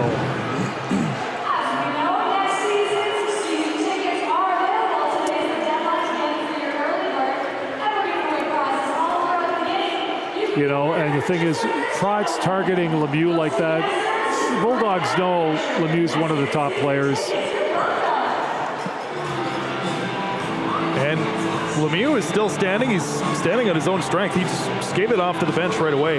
Nobody needs a shot to the head like that. Well, they just showed a replay of it again on the Jumbotron here, the Sudbury Arena. It's kind of a tough angle to see, but... And, you know, they always say, too, hockey's a crazy sport, right? Things happen in the emotion of it. But you also have to be careful with your stick. And I feel like that is the part they're looking at right now. The initial hit was fine. It was what happened after Lemieux went down, which is what I feel like they're probably reviewing now. And this is the big difference in sports when you look at video reviews, like in baseball, ball strikes, plays, or whatever. Have you noticed already after watching the Jays how quickly everything is decided within 15, 20 seconds? Yeah. Now here they're going through every frame, looking through, and you know what? It's imperative that the officials get it right. That's all that matters. Yep. Some fans don't like the length of the delays. It just happens. So they're going to take their time. The tablet is out. They're still having a look at it. The other thing, too, is, you know, they're limited to certain angles, certain replays. It's funny, Owen Protz is actually having a... Because Protz used to play for the Wolves. That's right. So he probably knows Randy Pascal. He's having a little conversation with him kind of through the glass right now.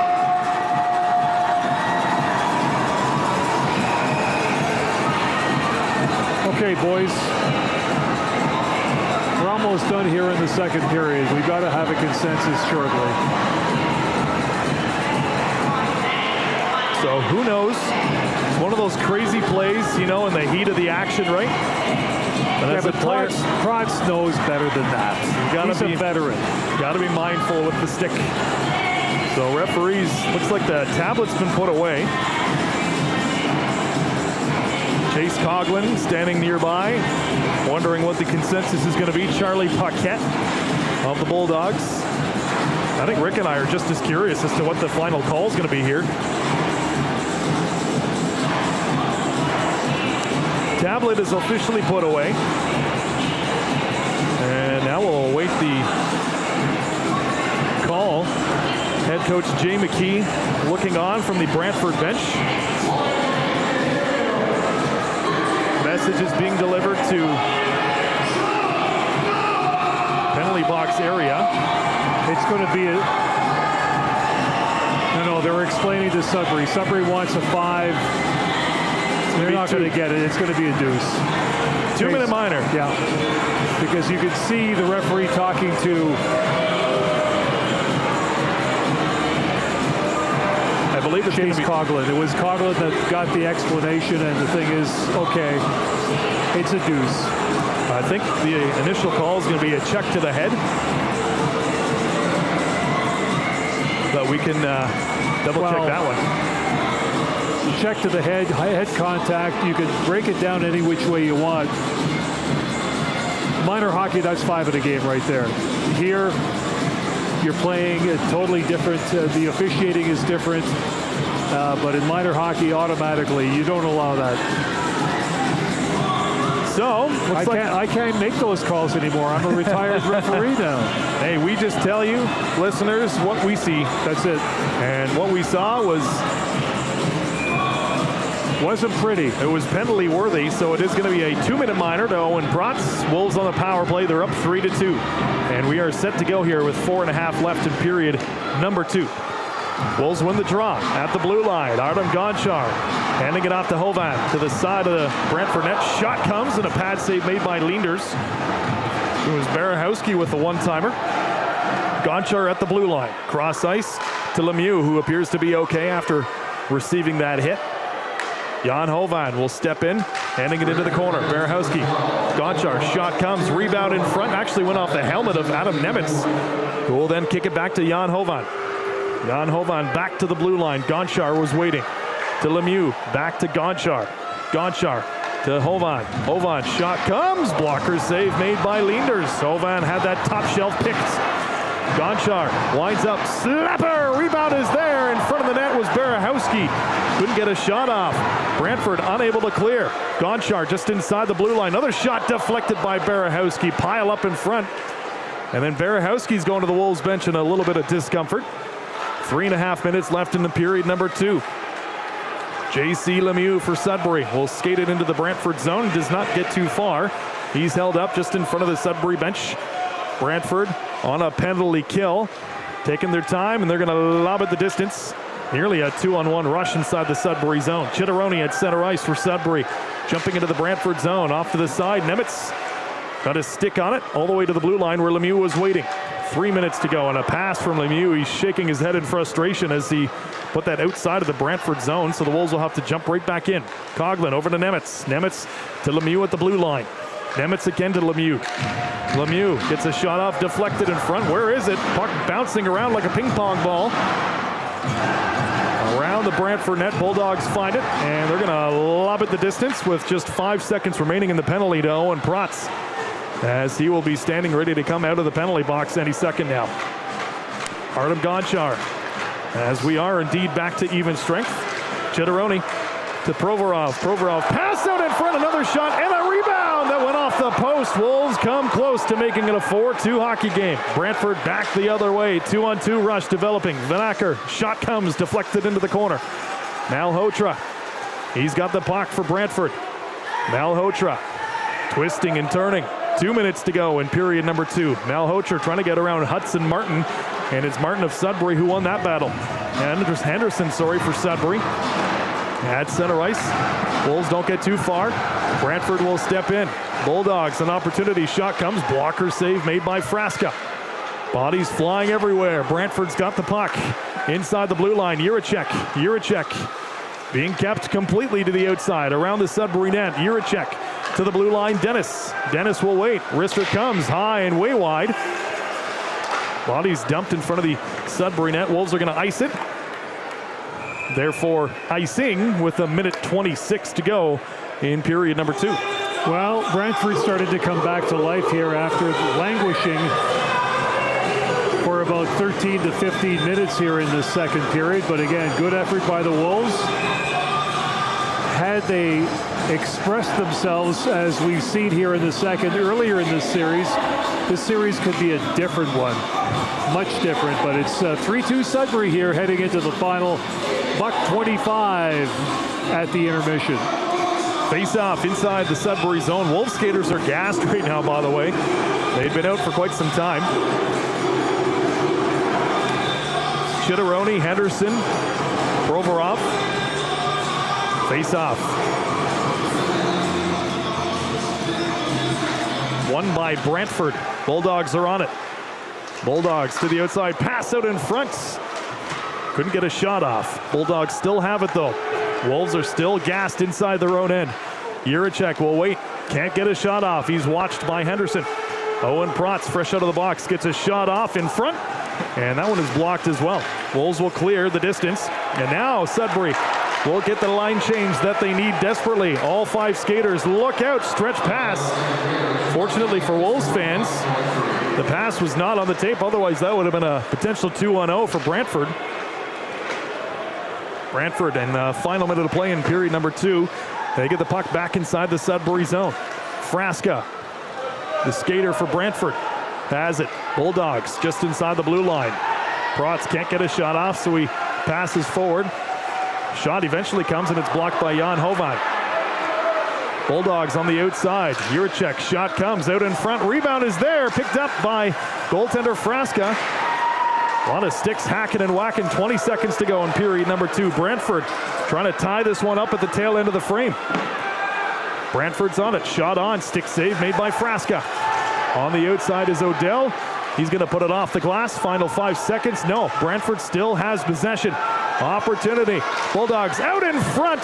A shot that did not get on net. But man, oh man, what a final 5 minutes of period number 2. Good pressure by Brantford there. They've come back to life, but the Wolves, well.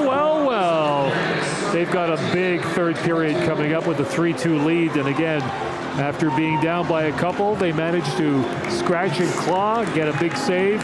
That was the key. Paulo Frasca with a big paddle save. turn the tide for the Sudbury Wolves. You make the save at one end of the ice, you come back down the ice, and you get your first goal. Then you get a second, then you get a third. That's our hockey game right now. So I want to see what team is going to show up here in the third period for the Sudbury Wolves if they played the way they played in the second. Shots 22 for Brantford after 2 periods of play, 19 for Sudbury. And that period, it was Blake Clayton, his first of the postseason from Coughlin and Ula. Coughlin then scored his first from Henderson and Martin, and then Coughlin again from Ula and Clayton. Yep, it was a multi-point period for Blake Clayton and Chase Coughlin. Rick and I will step out for a little bit. We're going to hand things off to our good pals from Behind the Bench podcast. They're going to take things away for period number 2, intermission. Hello, folks. Welcome back to the BTB live stage here. And what a second period, fellas. It is a 3-2 hockey game in favor of the Sudbury Wolves. Much different than the first intermission. I think we're going to have a much different tune here, Mason. And we're joined by friend of the show, Alex Folk here. Folky, how you doing? This is your debut on the BTB live stage. Thanks for having me, Al. The vibe's electric in here. For half the barn tonight, it's pretty loud. Well, absolutely, and that was one of my points that I made here for this second period. Not the biggest crowd on a Tuesday night, not a primetime night. Weather's been brutal outside. This crowd is loud and into it, and I love it. Thoughts, Mace? No, I agree. We're hearing the Leanders chants coming out from our end right unreal. now. And I think that's exactly what the crowd needs to do, be the extra 7th guy out there, and whatever they can do to help pull this through, because I think there's chinks in the armor. Leanders is looking vulnerable right now. I don't know, he's not as quiet as he was in the first period. I don't know what changed here in the second, but shots are getting on net. I would say this is the biggest adversity, that the first adversity I would say Brantford's faced in this series.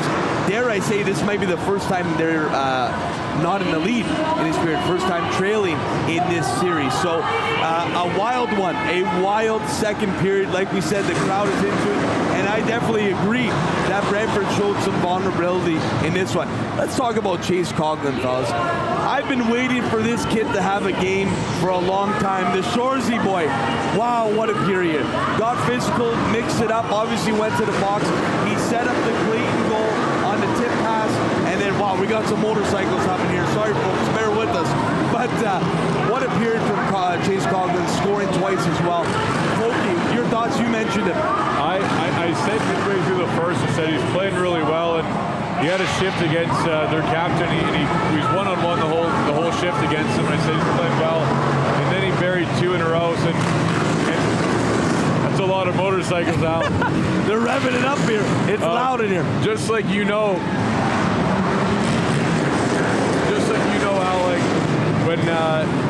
when you're in a playoffs like this, you need good leadership. I remember getting called up to your team in minor Adam, and back in the day, Chim was a great leader, just like he is now. But he's setting the tone, and he's buried 2, and he's playing a lot of good shifts. So it's good to see. Mason, your thoughts on Chase Coughlin's second period? My thoughts right now, I think this t-shirt can get over this net and I can catch one on the stage. on live, that'd be electric. My thoughts on Cogs. He is the leader of this team at this point. His buddies are gone. He's seen it all. He's been on that. He was on this team 2 years ago when they had their opportunity to really make a run. So he knows what it takes to win. He's seen teams that have lost, and I think he's willing this team to where they need to get to for this game. Yeah, definitely. Now, taking it back to I mentioned this to you guys at the start of the period. Mason analyzing the t-shirt toss here. But right at the start of this second period, guys, Ryder Bolton of the Brantford Bulldogs, who is not afraid to mix it up here, skates by Frasca, which is a big no-no in the OHL. You do not skate by the opposing goalie. He went right up to Frasca, was peeking at him. I don't know, your thoughts on that? Was that something the Wolves responded to? Your thoughts on that? Something I noted. I thought it was Bush League. Hey, anything for them to grasp onto and just motivate them a little bit more. We've seen Henderson going at Leanders from the bench. Leanders is anyone that goes in front of his net, he's making sure they know that he's there. He tripped up Henderson earlier. He had a blocker or a stick up high earlier. So I think the Wolves are going to be responding and crashing the net just as hard, and Bolton's playing games like that. Yeah. Your thoughts on that, folks? I just think you're playing one of the best teams in the league, right? And you've seen a series like the Flint series where that one's getting away, and you got a Wolves team who's the 8th seed, and they're in the last 2 games. And if you watch the last 2 games, other than right in front of the net, they're playing some really good hockey. And today's been great, and especially in that second period, we've seen a lot of really good chances. So I think if they can come out and do this, and think of the older guys too, they don't want to leave, and they don't want this last game to be Thursday night in this barn. If they can just keep playing hard against this team, I think you can stretch it. And the longer it goes on, the more crazy things can happen, right? Definitely. The Wolves, I think, I thought a very timid first period, and I thought they gave Brantford quite a bit of respect, which I think has been a common theme here. And the Wolves, not a great second period team, I think really took it to them. I think Barnes obviously maybe got them going in the room, but I want to mention some adjustments that I noticed. I think the Wolves were kind of sitting back a lot in that first period, trying to trap and play a lot more on the defensive side of pucks, not trying to make mistakes, I would say, in that period, in that first period. Whereas the second period, they stretched the ice right out, setting that 2 guys high, flying the zone and just flipping pucks out and chipping pucks out. Kept it really simple, and they simplified it. And I think the biggest message, like you mentioned, only 2 shots in the first period. They're up to 19 right 17. now. Yeah, 19. We got 19 or 17? No, 17. Yeah, 17 in that period. Thanks for the quick math there, Mace. But I think that was a massive point in the room. You have to shoot the puck. 3 points that I had: stretch, simplify, and shoot. Your thoughts on the adjustments from the staff? The stretch pass is working. You saw Brantford actually pulling it off a little bit in the first, and the Wolves are just giving the medicine right back to them. It's worked. JC Lemieux, he's due for one today. He's going to catch a stretch pass, and something's going to happen. A couple of the passes cross ice haven't worked out as well as he's wanted to, but Brantford's done a good job of just clogging up that lane, but he's due for one for sure. So yeah, keep going with the stretch, and they have simplified things. They've just iced the puck when they needed to. It's almost going back to high school hockey, Chip. For sure. Folk, your thoughts on the adjustments made from the first period? Yeah, the biggest difference for me is their power play. In the first period, they were very, not moving stagnant. A lot. Yep. Stagnant is a good word. A lot of east-west and nothing to the net. They got really down low in the second period. They kind of looked like Coop did in our BTB SPAT event. But they're working the puck down low. They're finding the seam to the guy high, and when we're penetrating down low, that's leaving the guy open in the slot, and that's the result of the last 2 goals. So if they keep doing that, the next 2 games, we might be back here in Game 6. For sure, and we've seen Brantford actually resort to a trap in that period themselves, right? They notice, and they're making adjustments to the Wolves as well. So I think keeping them guessing as well and not being so predictable was huge to their success. A note I made, guys, at the start of this second period was that the Wolves need some sustained 5-on-5 pressure, which they did not have in the first period. And did they ever find it a lot? And a lot off the rush in this period. So again, a kudos to the staff for making those adjustments. We have Clayton from Coghlan and Eula, a 3-point period from Chase Coghlan, guys. Coghlan scoring twice. That's exactly what you said. Yeah. You need these secondary guys, the top need line. the depth scoring. Yeah, you and need the depth scoring, and it's working. And I think Cog's getting a hottie tonight. Yeah, man, he's been buzzing, and I think that's his game, is getting physical, getting to the front of the net, playing that north-south hockey. I think that's where Cogs finds his bread and butter. That is his bread and butter. So what a period. I can't talk about it enough. Insane. It is 3-2 here for the Sudbury Wolves. Like I said, Blake Clayton scoring from Coghlan and Eula. Chase Coghlan scoring from Henderson, and Martin and Coghlan scoring from Eula and Clayton in that period. So some guys getting in the mix. It's great to see, and that line was great. That Henderson, Clayton, Coghlan line, they're humming. They are. They're all over the ice, and they're due, right? They're so fast. They're able to create pressure. Like, it's just a matter of time for them to score here, and it's paying dividends in that second period. No, I agree. And one thing I want to talk about, Jim, is one of our old Wolves, Owen Protz, with the high stick, or I don't even know what was the official call, but the 5-minute review. Do you think there needs to be something around that? So here's my thoughts on that one. So obviously Protz going in hard into the corner with JC Lemieux. He actually got a 2-minute minor for roughing there. It was reviewed, and it was reviewed for a long time on a 5-minute major. Maybe if JC Lemieux stays down, maybe that adds to it. The severity of it was tough. Like, they're going into the boards hard. My opinion, I didn't see Protz falling. I thought Protz actually went in there for one, which is really, he plays a hard game, but really unlike him to do that. And it looked like Lemieux was gesturing towards the ref that he was bleeding, so I thought it would be a 4 at the very least, but obviously it wasn't the case. So yeah, in that case, while I do think the refs review for 5-minute majors a little too often, I think that one was one that you had to take another look at. I think it just happened so fast. Folk, we had a good angle of it. I wanted your thoughts on that. I'll Kevin be asked you. I thought it was just 2. Yeah. I just think that it was just kind of a fluke play. He was trying to play hard, and there was no blood. If there was blood, that would have been 4. I don't know. It's playoff hockey. It's going to get a little more rough than the regular season. I don't think that was a 5. But even when they came on that 2-man power play, that 2-minute power play, they had a lot of good pressure. And you can see Chase down low. He was far post, banging for the stick. So he really wants that third one. I think I agree with Mace. He might get it in the next 20 minutes here. Yeah. And it showed that Ryerson Leaders is a human. He's a human being. They're actually finding ways to score on him, which is great. Point-blank shots, too, right? So, again, Wolves are looking at opening the ice here, and I think they've done a great job of that. I'm going to be interested to see in Brantford's response here in the third. Let's take a look around the league, guys. In the third right now in Guelph, it is still 1-0 for the Windsor Spitfires. At the end of 2 in North Bay has taken a commanding 3-0 lead over the Peterborough Petes. In Niagara, at the end of 2, it is 3-2 Barrie. At the end of 2, we're all tied up in Saginaw between Kitchener and the Saginaw Spirit.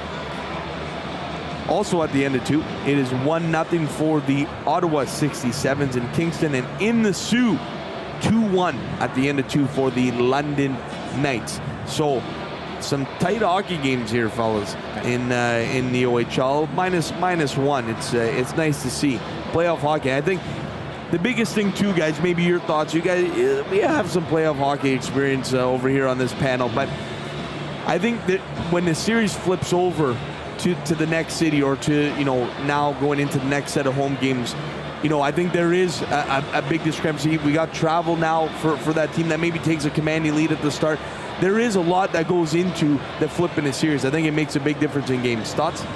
I just think it favors the Wolves, if anything, right? For sure, in this series particularly, yeah. They're used to this travel, and when it comes down to it, it's that seed of doubt. You see it in all sports too, right? And if they can win one here, that you never know what can happen going to the next game. Mason? Yeah, no, I was on a bus to Windsor last week, and you feel it for a few days. It's not like you just hop off the bus and you can buzz like you did. Obviously, the Wolves are used to it, like Folk just said, but maybe Brantford has the bus legs right now. They looked a little slow, or not slow, but just playing different in that second period. So maybe that travel is wearing out. They probably came in last night. Yeah. So they had the day, but just in an uncomfortable environment. Definitely agitated. I do have some inside info. The Bulldogs ate at the keg last night. My buddy served him, and he has the flu, so maybe they're there we go. Maybe they're battling the flu tonight. Who knows? That is an unconfirmed report, ladies and gentlemen. We are not confirming that Very here. unconfirmed. Very unconfirmed report here on the BTB live stage. But, I would say, coming into Sudbury, this is not an easy place to play. I don't care how big the crowd is, how little the crowd is. You just come to this barn. It is tough to play. You got the tight visitors dressing room. It is not tailored to an away team at all. Definitely And not. I would say seeing that Wolf would suck 3 times in that period, too. Yeah, Leander's Watt, he had a great angle to it. And then you hear the band, too. I don't know if That's electric. Sudbury secondary or what's going on. No idea. We need to get some insights there, but the band's making it loud in here, helping out the crowd noise with some of the attendance issues due to the storm. It's going to be an electric third period, Jim. What are the keys to success?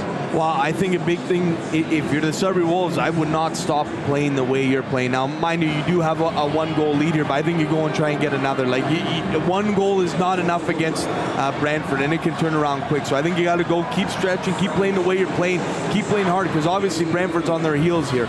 And if I'm Brantford, it's, all right, let's settle down, let's get back to our game, stay out of it, and find your way back into it.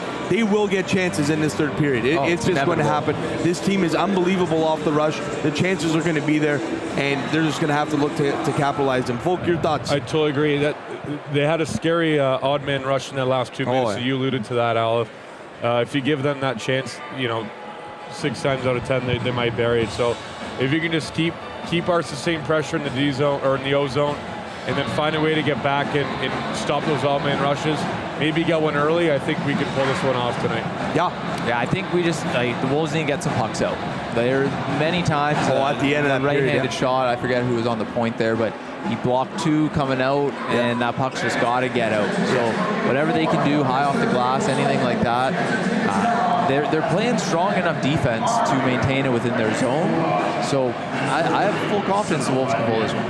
Absolutely. I think there's everything to play for. And I think Sudbury Wolves teams prior, especially going down 2-0, would have a tougher time getting up for a game like this. And I don't know, there is a lot of motivation on this team. I think there's a lot to play for. Playing time, a spot on the team next year, right? There is a ton to play for if you're a Sudbury Wolf. And why not shock in the world too, right? There's a lot to play for, trying to knock off the top dog. The players are coming onto the ice. I'm interested to see if Ryder Bolton goes for a lap around Paolo Frasca here in this intermission here. I'll be interested to see that. But yeah, any other quick points here heading into the third? I want to see Gonchar keep moving that puck north, and then we just got to bang some bodies early and try to score one, because I guarantee you, they're not done scoring tonight. Yeah, I think the Wolves need one more, and they should be able to sit comfortable, but Leanders could shut the door right now. So I think 11 more shots, we get to 30. Yeah, absolutely. Keep shooting that puck. Ryder Bolton confirmed did not go for a lap around Frasca. That's a big change, ladies and gentlemen, in that period. So we're going to send it off to the fellas. Apologies for the motorcycles. We're revving it up here at the Den. We'll send it off to Coop and Rick. Those beauties over there will be back for the post-game review on the BTB Live stage. Ciao. Welcome back inside the Sudbury Community Arena. Brian Cooper alongside Rick Wyman. As always, a shout out to our good pals from Behind the Bench podcast. Make sure you check them out. Some great content online. But hey, all the focus comes to period number 3. Man, we look back at period number 1. Brantford exited that period, outshooting Sudbury.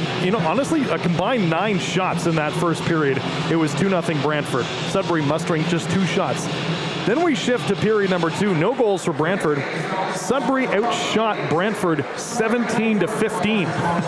They got 17 shots on net in the second period alone, and they scored 3 times to take the lead. And that's where we sit starting in period number 3. I would have loved to have been a fly on the wall, especially in the Brantford dressing room after that second period, because I'm sure that Bulldogs coach Jay McKee could not have been impressed after his team took a 2-0 lead and squandered that after that miraculous save by Frasca. Then the goal back down the ice, and it's been a different hockey game. Well, puck is dropped. Third period officially underway. Brantford looking for the equalizer for the first time this game. In fact, there have been no situations like this in this series. Brantford has the puck inside the Sudbury zone. Bulldogs are on it. At the blue line is Sandu. Wind up, pass out in front. Stick save made by the goaltender Frasca. Bulldogs will get it right back. Paquette dropping at the blue line. Sandu purposely sending it wide and around the Sudbury net. The forward Frasca for Brantford will get it back to center ice as Brantford will clean things up and then move it forward again around the Sudbury zone.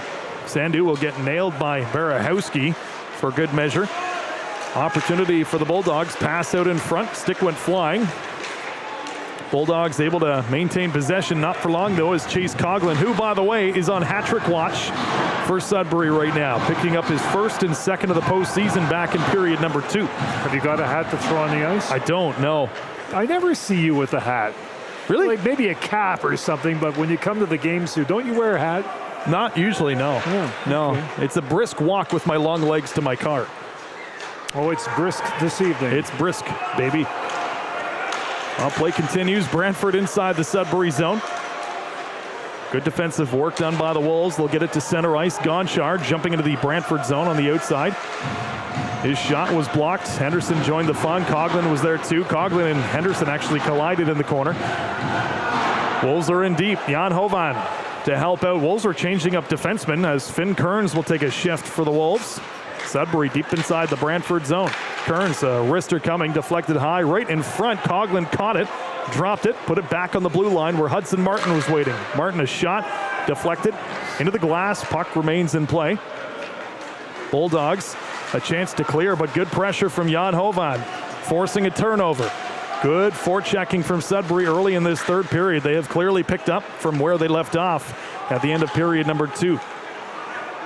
2 minutes and a bit gone already in period number 3. Again, if you're just joining the broadcast, it is a 3-2 lead for Sudbury. Down by 2 games in this series. Now Hotra, look out, getting leveled by Kearns. Gets right back up though. Skates the puck into the Sudbury zone. And then the Bulldogs will sniff down the loose puck. Wolves are on it first. Bulldogs have it. Jiricek, who opened up the scoring back in the first period. A cross-ice pass broken up by the defenseman Hudson Martin for Sudbury. He needs a line change, so off to the bench he goes. They'll get the puck fired in. Wolves around the Brantford net. Drop pass from Dean to Chitteroni. Chitteroni for Sudbury. Back to the blue line. Odell, cross ice. Against Ula. Pass out in front. Rebound was there. Chitteroni couldn't get his stick on it. That was close. Very close. Very close to being a 4-2 hockey game. Brantford dumping the puck inside the Sudbury zone. A little dump and chase action. Wolves will get it to center. Led by Dean. Ethan Dean of Sudbury. Wrister comes. Glove save made by the goaltender Ryerson Leanders. Buffalo Sabres prospect, and we'll have a face-off inside the Brantford zone. Yeah, where is he going to be playing with the Sabres? Because after all, we've got a couple of goalies who are playing well and making a big bid to finish first overall in the Eastern Conference. The goaltending has been steady, and you can never have enough good goaltending. It's like pitching in baseball. You need the pitching, you need the goaltending. Face-off inside the Brantford zone. Draw one by Sudbury. Clayton, a shot that comes, and Leanders had to make a shoulder save. Wolves again, opportunity out in front. Henderson and Clayton collided. Look out, Brantford back the other way. A 3-on-2 rush developing. Bulldogs are on it. O'Brien in front. Pass comes. Pad save made by Frasca. He was going the opposite direction. That flexibility was insane. Wolves get it to center ice. Clayton for Sudbury. To Henderson. Puck goes around the Brantford net. Bulldogs will pick it up. Bulldogs to center ice. They'll skate into Sudbury's territory. Bulldogs cycle it around just inside the blue line. And then some good work defensively by Sudbury to keep them on the outside. Bulldogs around the Sudbury net. A bit of a blind pass in front, and Coughlin said thank you very much. Picking up the loose puck. Right to center. And now it's Jiricek who will steal it from Coughlin. Protz chipping it into the Sudbury zone for Brantford. But it's found by Artem Gonchar, the New York Rangers prospect who loves to go for a skate, and this time he does, to center. Gonchar stepping in, nice behind the legs pass. Shot comes from J.C. Lemieux, who was hit heavily back in that second period. Needed some work done. Now out in front, a shot, and he scores! J.C. Lemieux! How is that top shelf treating you tonight? It's a 4-2 hockey game. And it's a good thing there was a referee right there to make the call, because he pointed at Lemieux.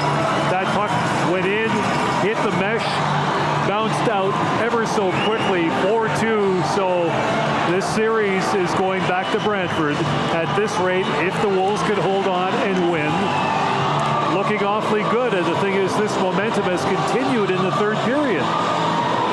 So rebound came out in front. Bang. Right in. Lemieux, a shot that went top cheese. Beats Ryerson Leander. And folks, it is a 4-2 hockey game in favor of Sudbury. They were down 2-0 after the first period. And the fans are having a hoot on a Tuesday night. Well, Dario Zulic, the president, owner of the Sudbury Wolves, has to be ecstatic. He predicted earlier on last week, Coop, that the Wolves could win this series.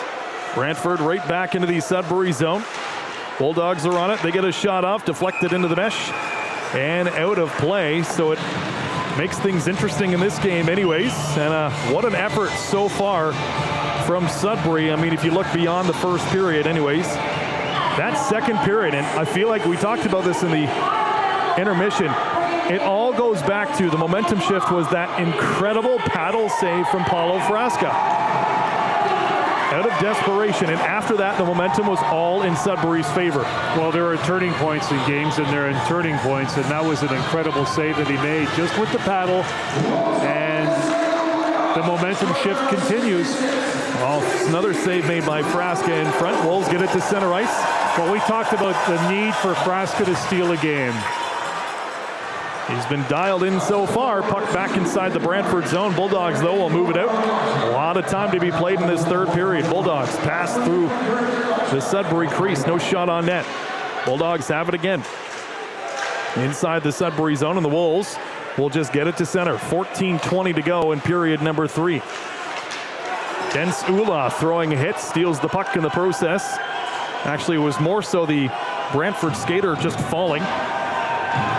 Bulls defenseman will change up, so the puck comes to a steady halt, or a sudden halt, I should say, behind the Wolves net. Now Gonchar will move it forward. Wolves will deflect it into the Brantford zone. Icing not called as Coughlin touched it. There was a touch. Brantford to center ice. Banach trying to get around Artem Gonchar, and he's going to go to the box for that. Interference likely to call. So Brantford is going to get a gift on the power play here, almost halfway through period number 3. Gonchar just playing his man defensively, but took him down in the process, and that is good enough for a penalty. Well, you say he played his man defensively. He played his man erroneously. I like that word better. Just one of those situations when you play the guy, you've got to be able to get it his way without taking the penalty, and Gonchar getting the gate, so a big chance now for Brantford. And we've seen Brantford bounce back against several teams, and you know what? I still maintain, if the Sudbury Wolves Coop had played the way they do against better teams, if they had played against the middlings and the lower teams in the OHL, they would have had a great season. They've always played well against the better teams in the league. It's almost like they rise to the level of what they have to do to be competitive.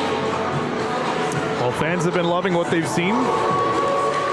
Face off inside the Sudbury zone. Wolves killing off a penalty now. And Wolves will clear it to center. Artem Gonchar in the box for interference. Brantford back into the Sudbury zone, and Henderson killing off the penalty. Had a chance to clear, had his stick lifted, so Brantford set up on the power play. And then a good read from Henderson again. Little redemption for himself perhaps, goes off his skate and back into the Brantford zone. Bulldogs will deflect the puck inside Wolves territory. Against Ula. Off the glass, Henderson, another chance. Gets it to the blue line, not out. Brantford set up on the power play now. Bulldogs are on it, back to the blue line. Jiricek couldn't shoot. Opportunity to the side of the Sudbury net. Bulldogs moving it around cleanly. A lot of passes cut close. Shot comes and they score. And it's Jiricek who opened up the scoring back in the first period. A power play marker. And just like that, we've got a 1-goal hockey game. Again, a loose puck, and Jiricek. Coop, he just manages to launch that puck just like a rocket. And again, unreal Frasca, shot. Not a chance on that one. Just too quick. Too hot to handle. What a shot, though, from Jiricek. And Jiricek with a couple of goals, and Doug Armstrong of the St. Louis Blues apparently in the building prospect. Face off, won by Brantford. Puck inside the Sudbury zone, and Odell is down right now. Looked like he may have taken a high stick. He's in some discomfort. I'm not entirely sure. The fans are booing. Odell is down.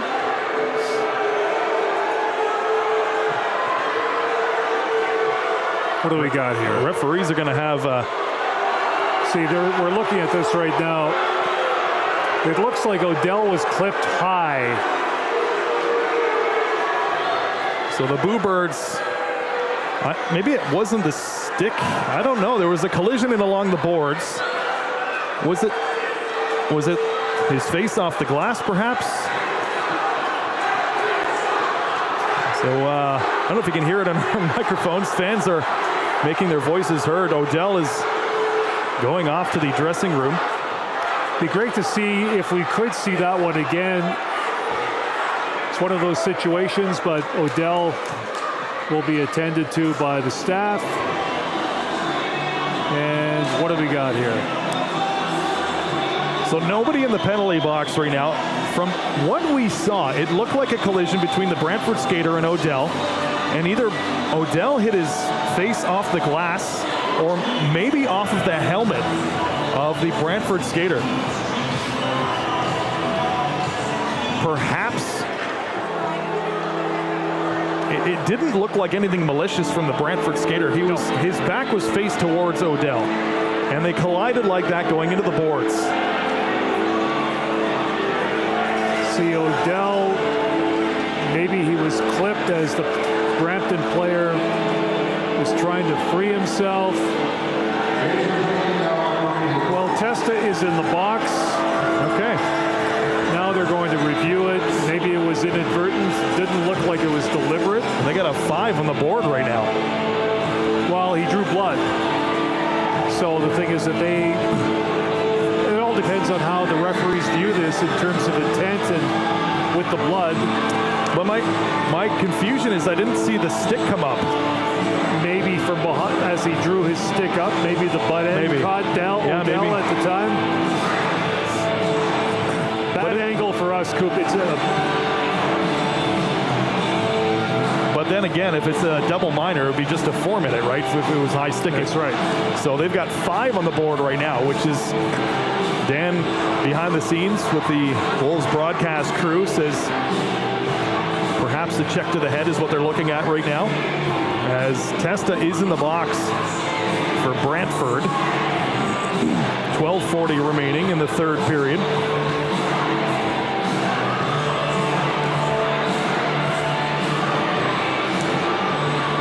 Fans are still having a good time on a Tuesday night, though, here at the Sudbury Arena.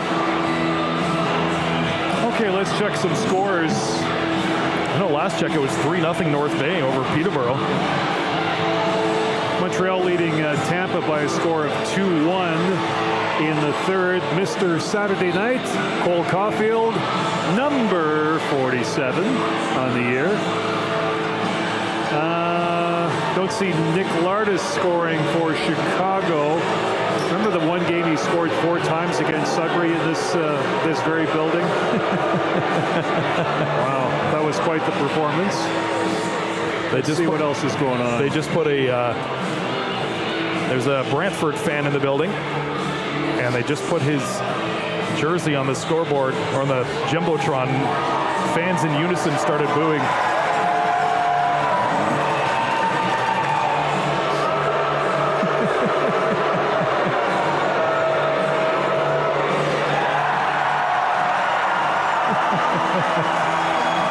And they're putting a Wolves fan with a Wolves jersey on. They're having a boo contest.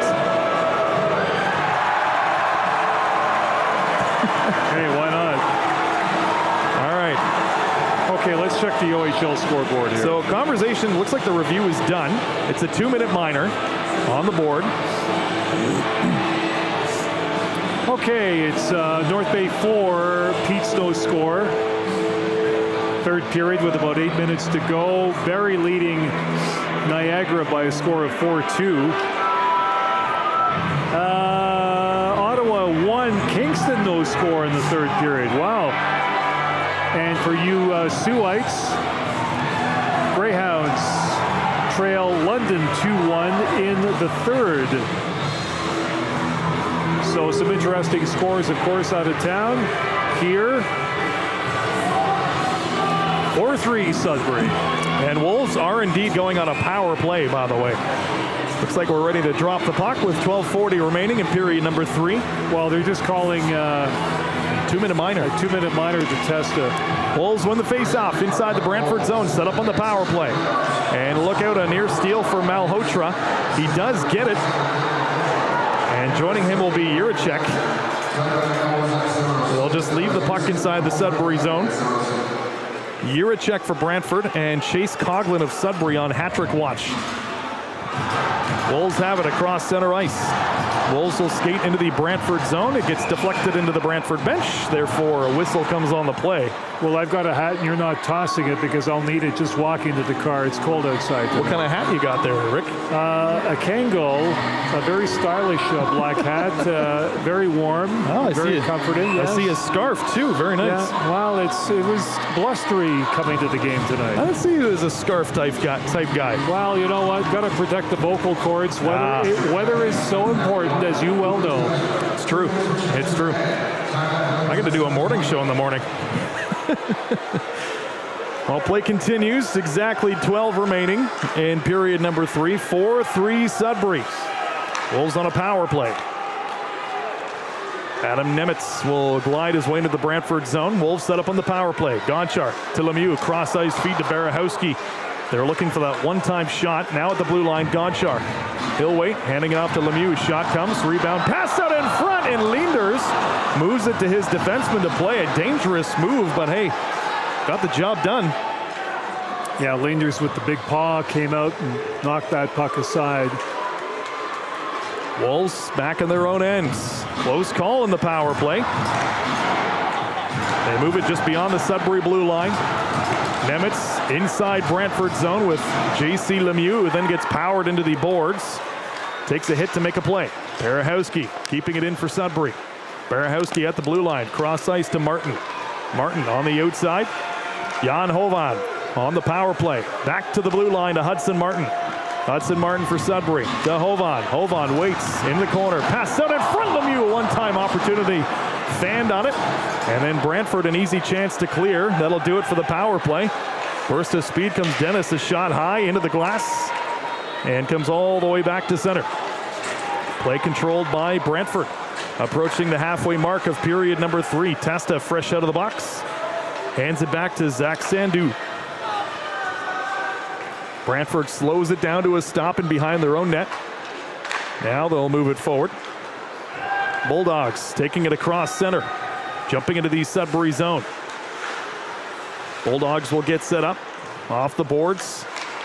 Just needing one to tie things up. Puck comes dangerously out in front. Steered aside by the stick of goaltender Paulo Frasca. Puck will come into the Brantford zone. Chased down by Chase Coughlin of Sudbury. Chase is on the chase. Wolves inside their own ends. And Brantford's going to change up their defenseman. Wolves will slow it down. They'll also change their D-men. Gens Ula for Sudbury. A couple points on the night. 2 assists back in period number 2. 9:40 to go here, Coop. This is so crucial for the Wolves to hang on here. Wolves do get the puck inside the Brantford zone. Clayton, Barahowski, and Henderson on the forecheck. 9:20, as Rick said. Brantford back the other way on the forecheck. Gens Ula finding the loose puck. He's just going to lob it to center ice. Obviously not nearly enough for icing. Brantford will move it around inside their own end. Defenseman to defenseman. Now they'll get it to center. Vanacker, backhand style, deflecting it into the Sudbury zone. Blake Clayton back to help out defensively, though. Around the boards, he will wire it. No icing. It'll go inside the Brantford zone. Under 9 minutes to go in period number 3. Again, Wolves are up 4-3. Wolves have changed up their forwards. Nemitz out there with J.C. Lemieux again. Lemieux at center, helped out by Nemitz. Bulldogs across center, getting inside the Wolves' ends. On the outside, Bulldogs can't get a shot off. Now they do. It's deflected wide. Frasca not needing to make a save for Sudbury. Puck deflects into the Wolves' bench. Out of play with 8:26 remaining. Hypothetically speaking, Wolves hang on, win this one. This series has a whole new angle because now the onus is going to be on Brantford to try and get a 3-1 series lead come Thursday, whereas the Wolves say, hey, if we won on Tuesday, what can we do if we come back and play the way we did Thursday night to force this, at least a 6-game series. Yep. So, you know what? Winning tonight will mean the world to the Sudbury Wolves to be able to pull one out. Well, face-off one inside the Sudbury zone. Wolves will launch it. It's going to be an icing call. Man, they're just posting the amount for the 50-50 tonight, almost $6,000. The payout. Should have got some tickets, Rick. We should have split. Okay, We could have won. We could have been big winners. Let's talk about this beforehand and come to the game with a strategy. You get the tickets, and then I'll divide the prize amount. I'm sure you will. Play continues inside the Sudbury zone. I'm just kidding. You knew I'd buy tickets. Oh, exactly. It's all goes It's all to a in great fun. cause. Good cause. Good fun. Wolves get the puck out. They're going to ice it again. So back-to-back icing calls made against Sudbury with 8 minutes exactly left to go in period number 3. Okay, I've been in the media between radio and TV since 1975, so over 50 years. I have never won a 50-50 prize at any rink. Really? In Nova Scotia, in Newfoundland, in New Brunswick, in Southern Ontario, and here in Sudbury. You spent time in Newfoundland? Oh, yes, 4 years. That's cool. Very, very cool. You're a beautiful part of the country. Oh, St. John's in the summertime, great, just great. Well, face-off comes inside the Sudbury zone. The puck had been dropped, and then Clayton actually dropped O'Brien. Fans love that. So we'll do a little redo on the face-off dot, and Clayton wins that one. Wolves will wire it around the boards. It's going to go the distance. Will not be called icing this time. Brantford on it. They'll just push it back around the net. We've got 2 Wolves skaters who are deep inside the Brantford zone, Hovan and Adam Nemitz. Brantford will lob it to center ice, eventually into the Sudbury zone, and that will be an icing call, but faceoff comes back inside the Brantford zone now with 7:35 remaining. Newfoundland, Nova Scotia, New Brunswick. New Brunswick. Oh, I have been to New Brunswick a few times. My brother-in-law lives up there. Beautiful, beautiful part of the country. I've lived in 5 provinces. Wow. Quebec, Ontario, Newfoundland, Nova Scotia, and New Brunswick. Good for you. That's cool. I'm working my way west. He wants to live in a cabin in the mountains. If you do, I'm going to come visit you, okay? There you go. Play continues at the Sudbury Community Arena. Brantford inside the Sudbury zone. Pass out in front comes, and oh boy, that one may have just rung off the iron. Brantford came awfully close to tying things up. A little over 7 remaining. Brantford, you know they can score in batches. They're buzzing around the Sudbury zone. Van Acker, he's got it to the blue line. Protz. Wrister comes. Blocker save made by Frasca. And then the Wolves will lob it. Not out yet, though. Nemitz back to help out defensively for Sudbury. Around the Wolves' net. Brantford maybe smelling a little bit of momentum shift here, perhaps at the tail end of this third period. Puck, I think, went into the Wolves bench again, so with 6:49 remaining. Or hit a glove. Another face-off inside the Sudbury zone. The players never seem to understand. When I was on the ice calling that, half the time the players would have their gloves draped over the bench. Puck comes up, hits them, they go, what's wrong with that? No, keep your gloves to yourself. Don't affect the play. You're not in the play.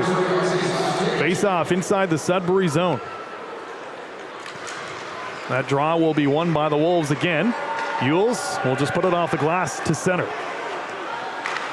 Brantford regains possession. They push it to center ice, lobbing it into the Sudbury zone.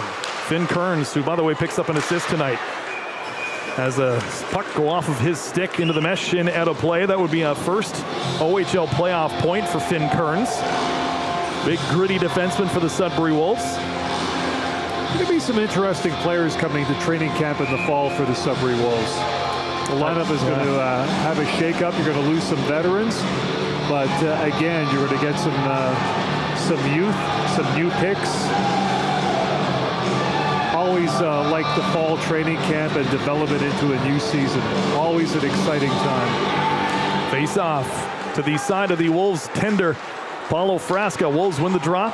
They'll chip it into the Brantford zone with 6.5 remaining in regulation. Brantford will move it out to center ice. Sandu leads the charge. On the outside, it's watched carefully by Ethan Dean of Sudbury. They get tangled up a little bit. Now they separate. Brantford at the blue line. Sandu trying to get a shot off. He puts it purposely wide. Puck ends up just behind the Sudbury net.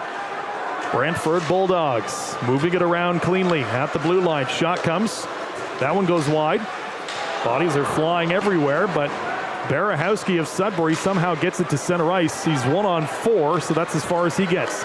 Brantford right back into the Sudbury zone. Trip. And a penalty is coming against Sudbury. Fans are not going to be happy, but Oh, come on. That was another penalty against the Wolves. It was a blatant trip. Guy's trying to make a cut. Gets taken down. Come on.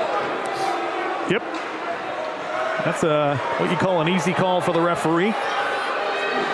Question is, who goes off? It's going to be Barahowski. Yeah, that was Charlie Paquette who got knocked down. 5:43 in the third period. Brantford on the power play. Their last goal was a power play goal. And they're looking for the equalizer. Some of these fans should attend a refereeing clinic.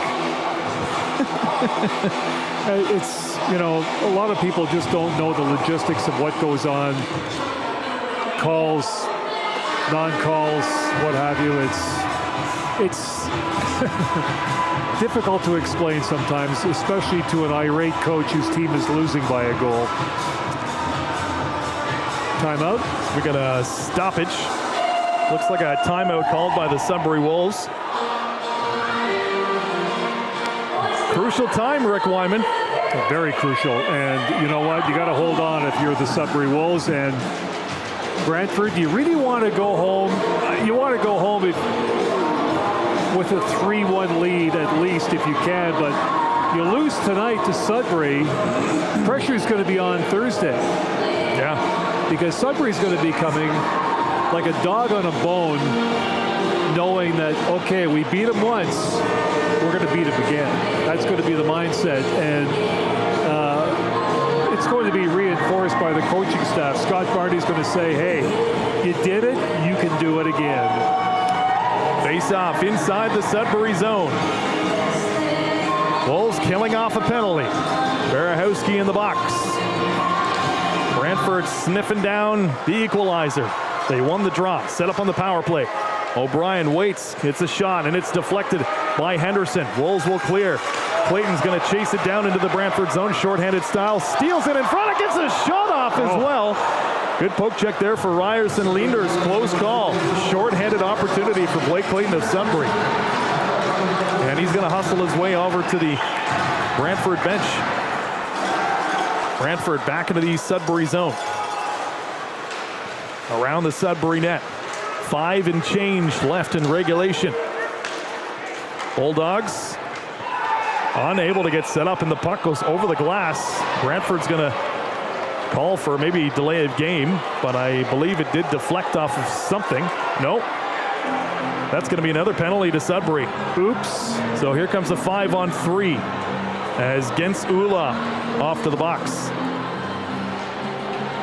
They just showed the replay of the Blake Clayton opportunity, but there we go. Gens Ula, puck over the glass, delay of game. So tense moments inside the Sudbury Community Arena now. 5-on-3 power play.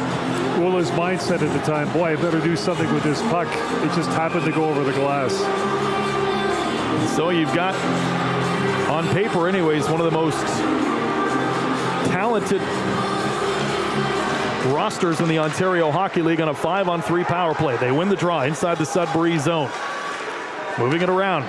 Brantford is on the outside, around the Sudbury net. Just inside the blue line, Malhotra waits, can't shoot, now he does, and he scores. Just like that. It's a tie game. Brantford on a power play, and they will remain on the man advantage as well. So Barahowski on the trip and Ula for delay of game. And it's a 4-4 game. And it's going to be Malhotra, another power play goal for him, and his 5th of the season. So they were trailing by 2. The Bulldogs have come back and tied things up with 4:45 to go, and they will remain on the power play. Well, their power play average this year tops in the league. It's just phenomenal. So that's a stinger for Wolves fans here at the Sudbury Arena. Wolves win the draw, firing it inside the Brantford zone. Now Hotra, 2 goals on the night. Juracek, who has the puck now, 2 goals on the night for Brantford. Bulldogs get it across center. They'll glide their way inside the Sudbury zone. As we've mentioned a few times on this broadcast, and as fans saw all throughout the regular season, Brantford has the ability to score in bunches. They're set up inside the Sudbury zone. Bulldogs, they're on it, just inside the blue line, cutting into the slot now. Bulldogs continuing to move it around. O'Brien, shot comes. That one may have gone off the iron. Shot came from the captain, O'Brien. 4 minutes to go in regulation. Brantford still inside the Sudbury zone. Shot to the side of the net. Pass comes. Rebound picked up by Juracek of Brantford. 3:50 to remaining. Good looking power play again for Brantford. Bulldogs are moving it around cleanly. Shot comes. Good block for Gavin Ewells. Puck still on the outside. Brantford has it. Moving it around. Juracek. Back to the blue line. Brantford continues to move it on the outside. Pass out in front. Juracek couldn't get a shot off. Here's another one. Shot comes. Pad save. Rebound. And in the back of the net. The Brantford Bulldogs on the power play have taken the lead. Paulo Frasca, he had the initial save, yes, and the puck was stopped in the blue paint. Oh, tough break for the Sudbury Wolves. But again, this Brantford power play is lethal. You know that, Coop. We've watched this team all season long. You know, amazing power play stats, and the thing is that delay of game penalty, 5-on-3, then a 5-on-4, a couple of power play goals. This is tough. This is tough for the Wolves. It's a stinger with 3:20 remaining. Still some time left. And you feel for the goaltender, Paulo Frasca, as he's done everything tonight. And that was a 5-on-3 power play. Back-to-back power play goals for the Brantford Bulldogs. Well, one guy came out, it started off 5-on-3. You get the tying goal, then you get the winning goal with Ula still in the box. That's tough. That's a tough break. Wolves inside the Brantford zone with 2:45 remaining in regulation.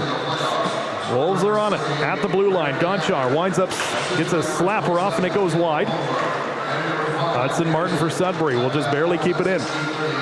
On the outside, Jan Hovan. 2.5 minutes remaining. Paulo Frasca looking to the Wolves bench. As you can imagine, they're going to get the extra skater out as soon as they possibly can, but Brantford will lob it to center. Back inside the Sudbury zone. Frasca waiting for word from the Wolves bench as to when to come out of the net. Wolves at center. They'll lob it inside the Brantford zone. Wolves don't have full possession yet, so Frasca's still in the net. Bulldogs will put it off the boards and out. 2 minutes left in regulation. Couple stinger goals tonight against the Sudbury Wolves, and the fans here have certainly felt it. Van Acker, by the way, the goal scorer lately for the Bulldogs. And here they come on a 2-on-1 rush. Inside the Sudbury zone, pass comes out in front. Frasca making the save. And then the Wolves will pull it in behind their own net. Gavin Ewells moving it forward for Sudbury. No, now he reverses this and goes right back around the Sudbury net. 1.5 minutes. And now what becomes a enemy of the Wolves is the clock. Gavin Ewells at center. A shot that goes right into the glove of Ryerson Leenders. He wants to play it. He doesn't want to face off inside the Brantford zone. Bulldogs will get it to center. Wolves will find the loose puck. Bulldogs twisting and turning, getting it to center again. Now a steal for Sudbury's Gens Ula. Ula, backhand shot, rebound in front. Nemitz had a stick on it, but it bounced wide. Final minute of play in regulation tonight at the Sudbury Community Arena. J.C. Lemieux over to Ula. Ula shot on, rebound in front. Oh, that was the chance. And an excellent pad save for Ryerson Leader. Another one, and they score! Oh my goodness, this one's not over yet. The Wolves have tied things up. Oh my word. Oh boy, get the energy drink. It's gonna be a late night perhaps, folks. The Wolves have tied things up. It's 5-5. at the puck. Lemieux and a couple of players in on the puck, and we'll have to see who got a stick on it, but Linders really just battling to keep it out, and somehow it got in, so okay. We're back to square one. We've got a tie hockey game. Tied up with 50.5 seconds remaining in regulation. Face-off won by Sudbury. Wolves will win the draw. They'll fire it inside the Brantford zone. Bulldogs around their own net. Wolves are on the forecheck. Mules can't maintain the zone. But here comes Brantford inside Sudbury's territory with 30 seconds remaining in regulation. Wolves putting it off the glass and out. This is going to go the distance, but winning the race is Rowan Henderson. Icing not called against Sudbury. What a hustle from number 77 for the Wolves. Final 15 seconds of regulation.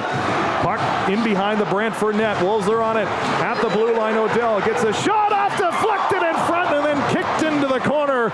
Wolves came close. 5 seconds left on the clock. Brantford the other way. Testa, shot pad save made by Paulo Frasca, and that'll do it for regulation. As now we get some pushing and shoving. Boy, oh boy, some exhausted skaters out there. And Rick Wyman. We're going to another period. We're going overtime. Don't go anywhere. Oh my word. Well, there will be a flood, so these teams need to rest up. We've got another intermission. What a crazy turn of events. Wolves are up 5-3. Brantford comes back, scores 2 on the power play. Jan Hovan, his second of the postseason, ties it up in the final minute of play.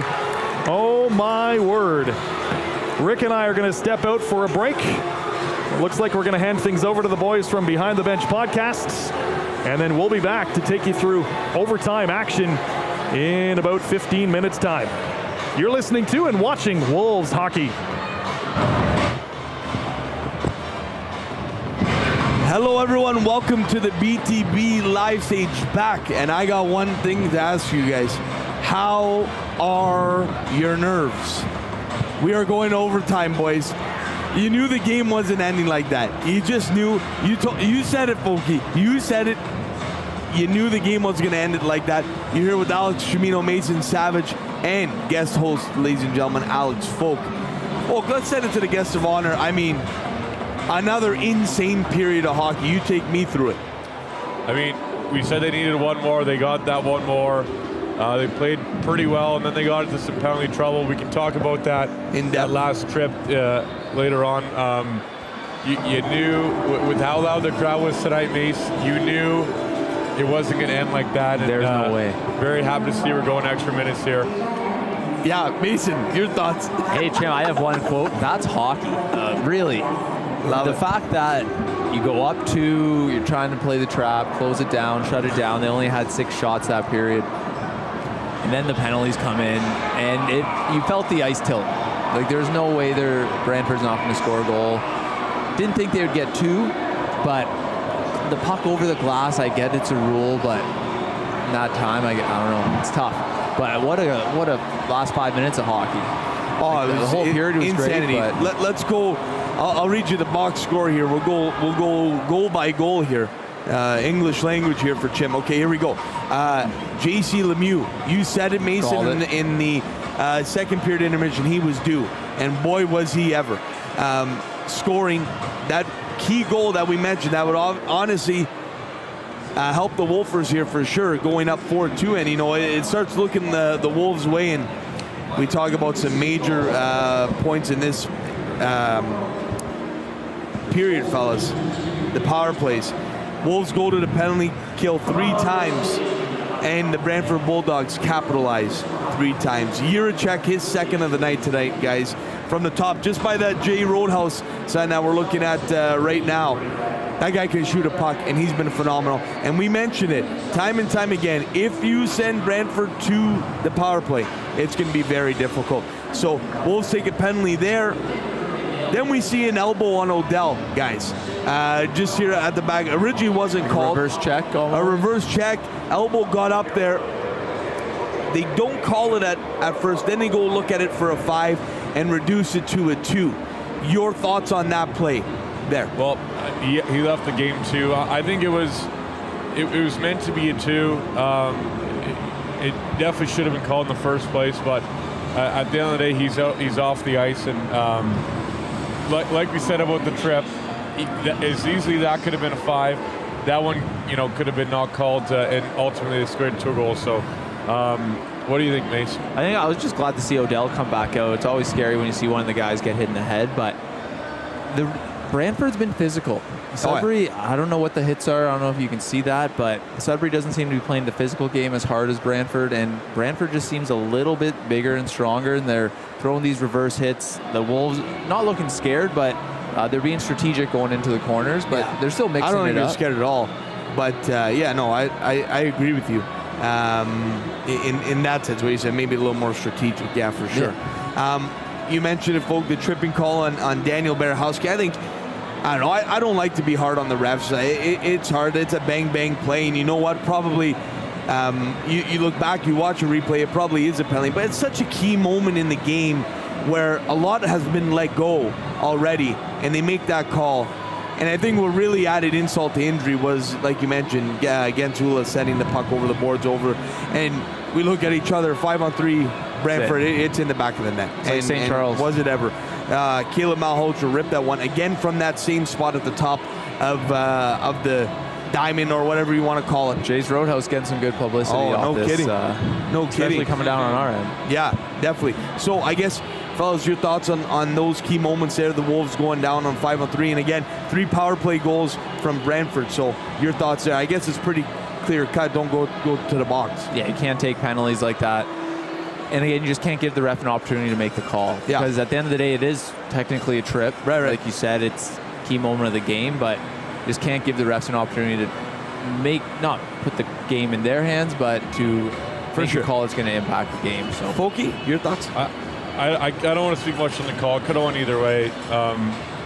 But I just think when you're playing this team shorthanded, it's not ideal. Both the first goal and those last 2 were just changed from the slot. And they're moving the puck back door really well, and they got those really good shots up top. So they're threats from everywhere on the power play. They're really good. And I honestly thought it wasn't that bad of a kill.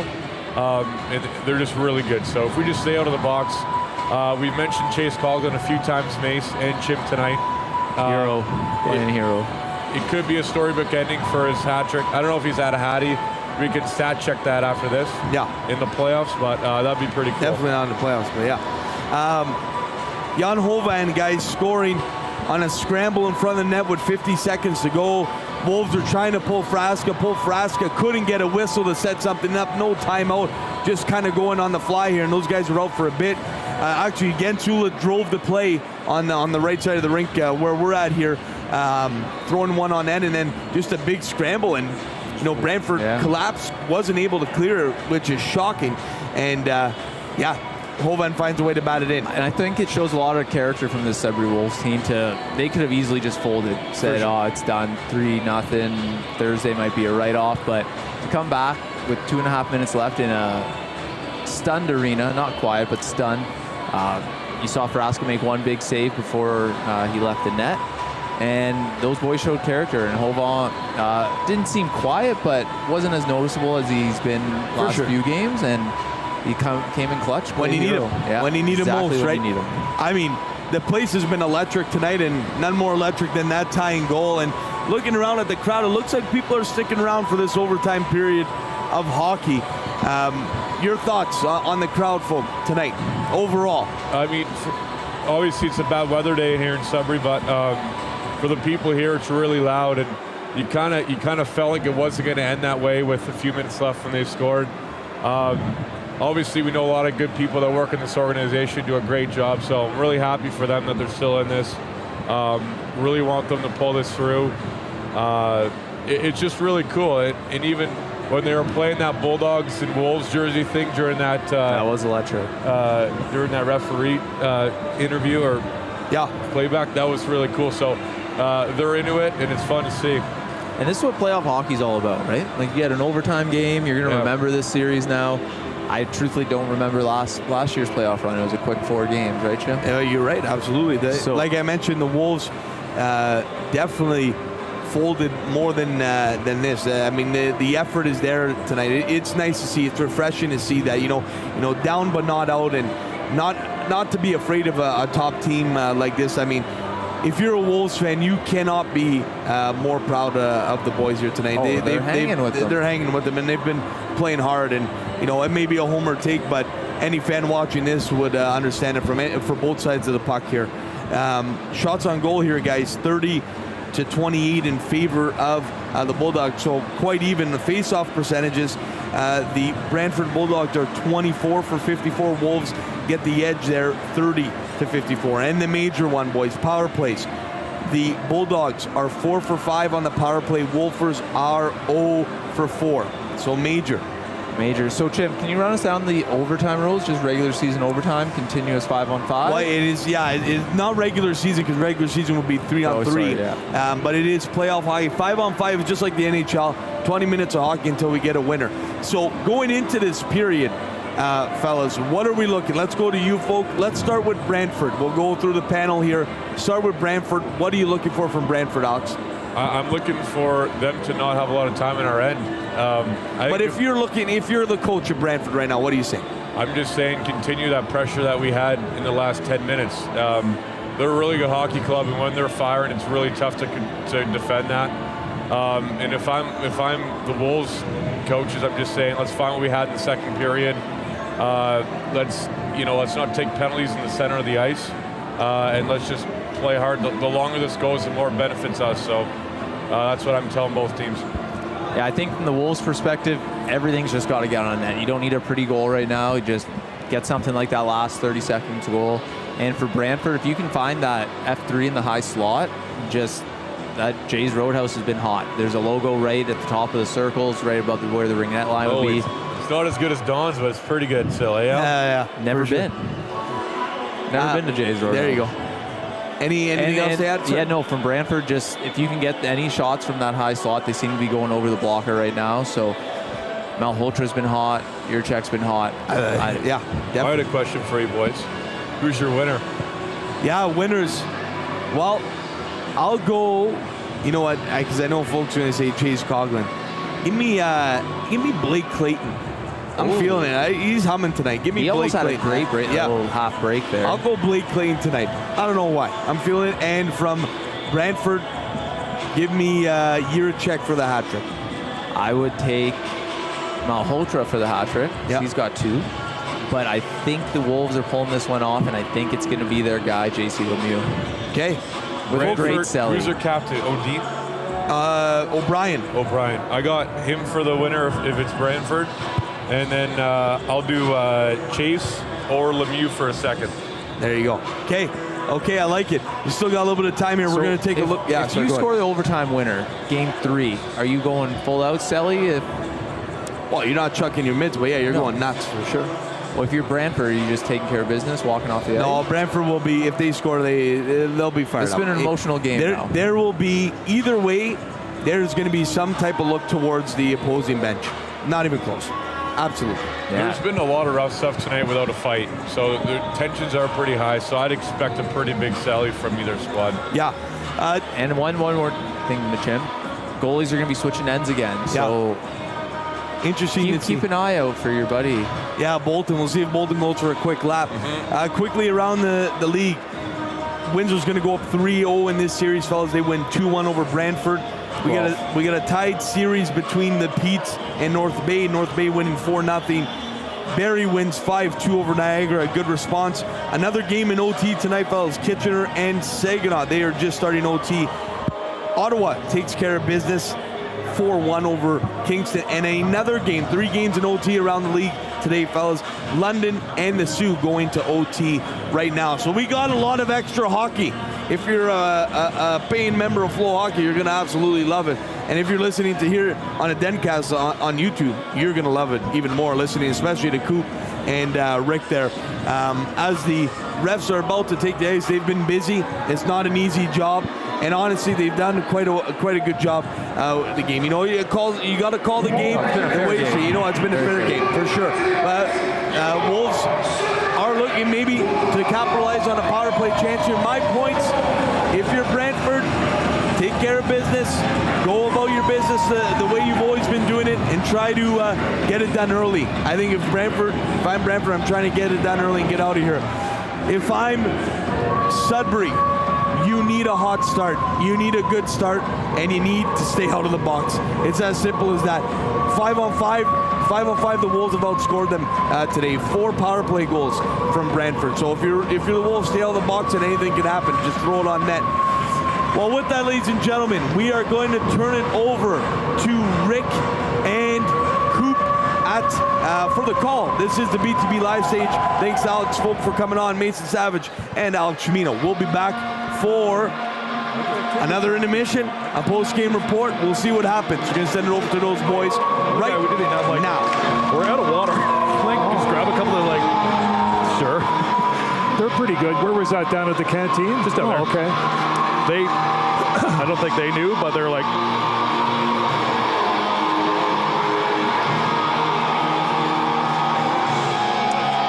welcome back inside the Sudbury Community Arena. Brian Cooper alongside Rick Wyman. In case you caught that little bit of our conversation, we were just saying about how parched our voices were, because yes, we're excited for overtime hockey here, and we're excited because A, we got a bottle of water, which is really good, but B, overtime hockey in the Ontario Hockey League postseason. Crazy exciting stuff. So the Wolves were up 5-3 at one point. Let's not forget they were down 2-0. After the second period, they were up 3-2. They went up 5-3. Then Brantford on a power play, they score back-to-back power play goals. And then with 50 seconds left, the Wolves, out of desperation, tie things up. An unassisted goal from Jan Hovan. So here we go. Is it going to be Brantford going up 3-0? Or is it the Wolves making this a 1-game series? And there's also overtime in Sault Ste. Marie. London and the Sioux Greyhounds tied at 2. So there you go. It's an overtime night in the Ontario Hockey League. Puck inside the Brantford zone. Wolves have it. Wolves, maybe the first opportunity. Gonchar gets a shot off, blocked in front by Jiricek, who will then lob it to center ice all the way into the Sudbury zone. Full 20 minutes is how the overtime period shapes up. And it's 5-on-5, not 4-on-4 or 3-on-3. That's right. Brantford inside the Sudbury zone. Shot that goes high and wide, but still inside the Sudbury zone. Bulldogs from the blue line. Shot deflected, and it goes wide again. In fact, it comes all the way back inside the Brantford zone. First minute of overtime is done. So again, will this be Sudbury with an incredible 6-5 overtime victory tonight, or Brantford taking a 3-0 series lead into Game 4, which is set to go Thursday night, also here at the Sudbury Community Arena? I haven't had, at least we haven't broadcast an OHL playoff game. It's been years. It's been years. But hey, I'm down with the overtime. There's no better moment in hockey than overtime. It's exciting times, especially when it's 5-on-5 as well, right? Regular season, you get 3-on-3. Playoffs, 5-on-5. May the best team win. Face off inside the Sudbury zone. Wolves do clear. Coughlin will chase it down. He's got the loose puck. Coughlin will drop. Waits into the corner. Pass right through the blue paint of the Brantford crease. Gens Ula will join the rush. Puck kept deep inside the Brantford zone. Glad to have you hanging out with us on the broadcast tonight. You know, people are tuning in from their homes, postponing bedtimes, wanting to find out the final score of this one here tonight at the Sudbury Community Arena. Puck will come to center ice. Brantford moving it around, controlling it. Malhotra, who's on hat-trick watch tonight, actually tripped over the red line and now gave it over. Blake Clayton for Sudbury, jumping in, gets a wrister off. Pad save made by Ryerson Leenders. Wolves will keep the puck in, but now it's taken over by Brantford. Bulldogs will move it to center ice. Jumping into the Sudbury zone. Bulldogs not able to get a shot off, steered away by the stick of goaltender Frasca. Wolves will skate out of their zone, led by Gonchar. Gonchar for Sudbury. He'll wait. Slowing it down, a shot purposely wide. And now the Bulldogs will come right back the other way, a 2-on-2 rush. Look out, 2-on-1 as Brantford inside. Shot comes and Frasca makes the save. He makes that, scary look behind him. Where's the puck? Where is the puck? Referee blows the whistle and Frasca gets an ovation from the fans. Well, he dropped to both knees and he's looking towards his right in that face-off circle. Shots taken, he drops down and smothers that puck, no rebound. So again, we're still tied at 5. Keep a close eye on that Sioux game. North Bay, by the way, won by a score of 4-0. Face off inside the Sudbury zone. Overtime between Brantford and the Wolves. Battle of the Dogs. That draw is won by Sudbury. And then Henderson will just lob it to center for Sudbury. Brantford has it. They'll move it forward. Across center ice they go. Brantford Bulldogs shot from the outside. Shoulder save made by goaltender Frasca into the mesh. And out of play as now Jetlachenko and Chase Coughlin have a little extended conversation. You don't want to get into any rough stuff, especially in overtime. Don't put yourself in a position to take a penalty. No, because if you do, you'll quickly sit and, it's just one of those situations you don't want to put your team in a bad situation. We're doing the jersey bit. Sudbury jerseys, Brantford jerseys. There aren't many Brantford jerseys, but there are a few. Face off inside the Sudbury zone. Coughlin wins it for Sudbury. Puck will go off the glass and then into the Brantford bench out of play. So just like that, almost 3 minutes into overtime and another face-off. No food around. Nothing going on. I guess everything's shut down. Oh, man. I mean, I got some, what are they, breath mints? You can have one of those if you want. It's not going to tie you over for very long. Face-off inside the Sudbury zone, won by Brantford. Just inside the blue line, Bulldogs have it. Keeping it on the outside, Bulldogs a shot towards the net. Where is it? Deflecting into the corner. Gavin Ewells, veteran defenseman for Sudbury, finds it. Brantford still has it though, inside the Sudbury zone, and then Ewells is going to take a penalty. We were just talking about that. And so the Wolves are going to be penalized here in overtime as Ewells is going to argue his case, but as you pointed out, you're not going to win the argument. I want to say it's going to be high sticking. Either way, the Boo Birds are going to make themselves known here in overtime. I'd like to see the day that a referee changes his decision. I don't think I'll ever live long enough to see that day, because once the call is made, we're looking at the replay. And so it was interference. Maybe it was just it was a collision. Either way, it's a Brantford power play, and they've been extremely dangerous on that front all night long. Face off inside the Sudbury zone, won by the Wolves. Against Ula will put it off the boards into the Brantford zone. First step for Sudbury as they won that face off in their own end. Bulldogs will now skate it out of their own zone. O'Brien, the captain. Forward pass. Here comes Brantford into Sudbury's territory. Shot comes, rebound, and they score just like that. Brantford Bulldogs have won this one on the power play. 6-5. Initial save was made by Paulo Frasca. And then the rebound goes top Cheddar. Brantford Bulldogs. That was just like the tying goal that Sudbury scored. Brantford crashing the net, managed to get a loose puck, stick on it, and we're not seeing the replay, of course. It's a 3-0 series lead now for the Bulldogs after a 6-5 win in overtime, but a power play goal. A couple of power play markers in the third period to tie things up, and lo and behold, power play goal in overtime to seal the deal for Brantford. Just under 4 minutes into overtime. It's a tough way. I mean, overtime's never fun for for any team on the losing end, obviously, and This is a tough loss for Sudbury. it is a tough one. They came back, they tied it up, and they're still saluting the fans faithful here at the Sudbury Community Arena.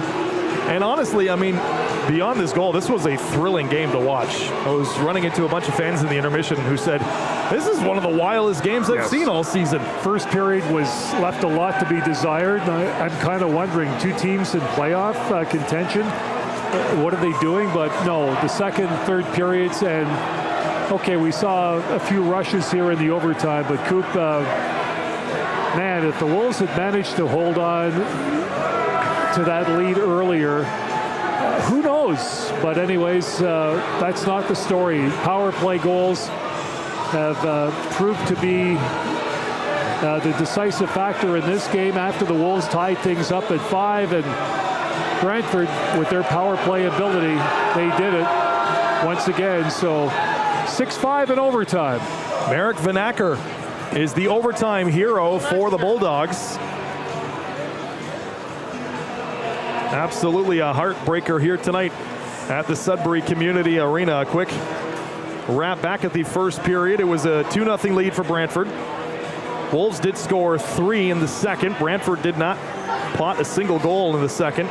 Third period was just crazy, combined 5 goals. And as you just heard, a 6-5 overtime win for Brantford as they take a grapple hold in this series, 3-2, as they win it in overtime. So Rick and I will step out. We will be back on Thursday night for game number 4 here at the Sudbury Community Arena. Highly recommend you get tickets for that one. greatersudbury.ca/tickets. If the Wolves showed anything tonight, they showed that they can hang with, pun intended, the big dogs, because they did so tonight. So get your tickets for game 4 on Thursday evening. Rick and I will step out, and to wrap up the broadcast, we're going to go to our pals from Behind the Bench podcast. Over to you guys.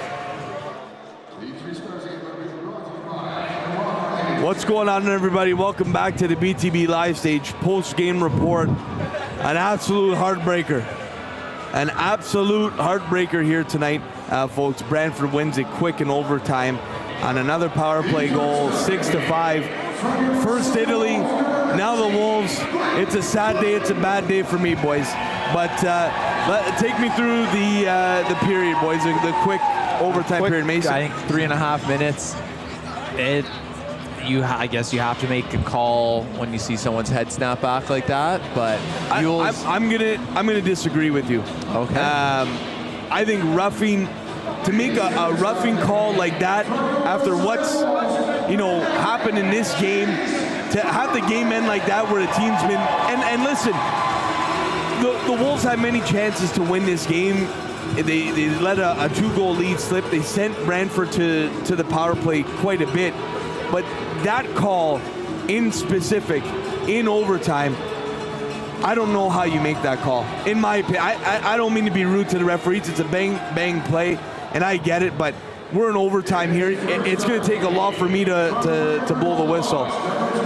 And it's a tough way to see that. Brantford goes 5 for 6 on the power play and wins this game. Like that is the keys to the game. And keys to the playoffs is taking advantage of power plays. Wolves were 0 for 4 today. But to me, it still doesn't discount.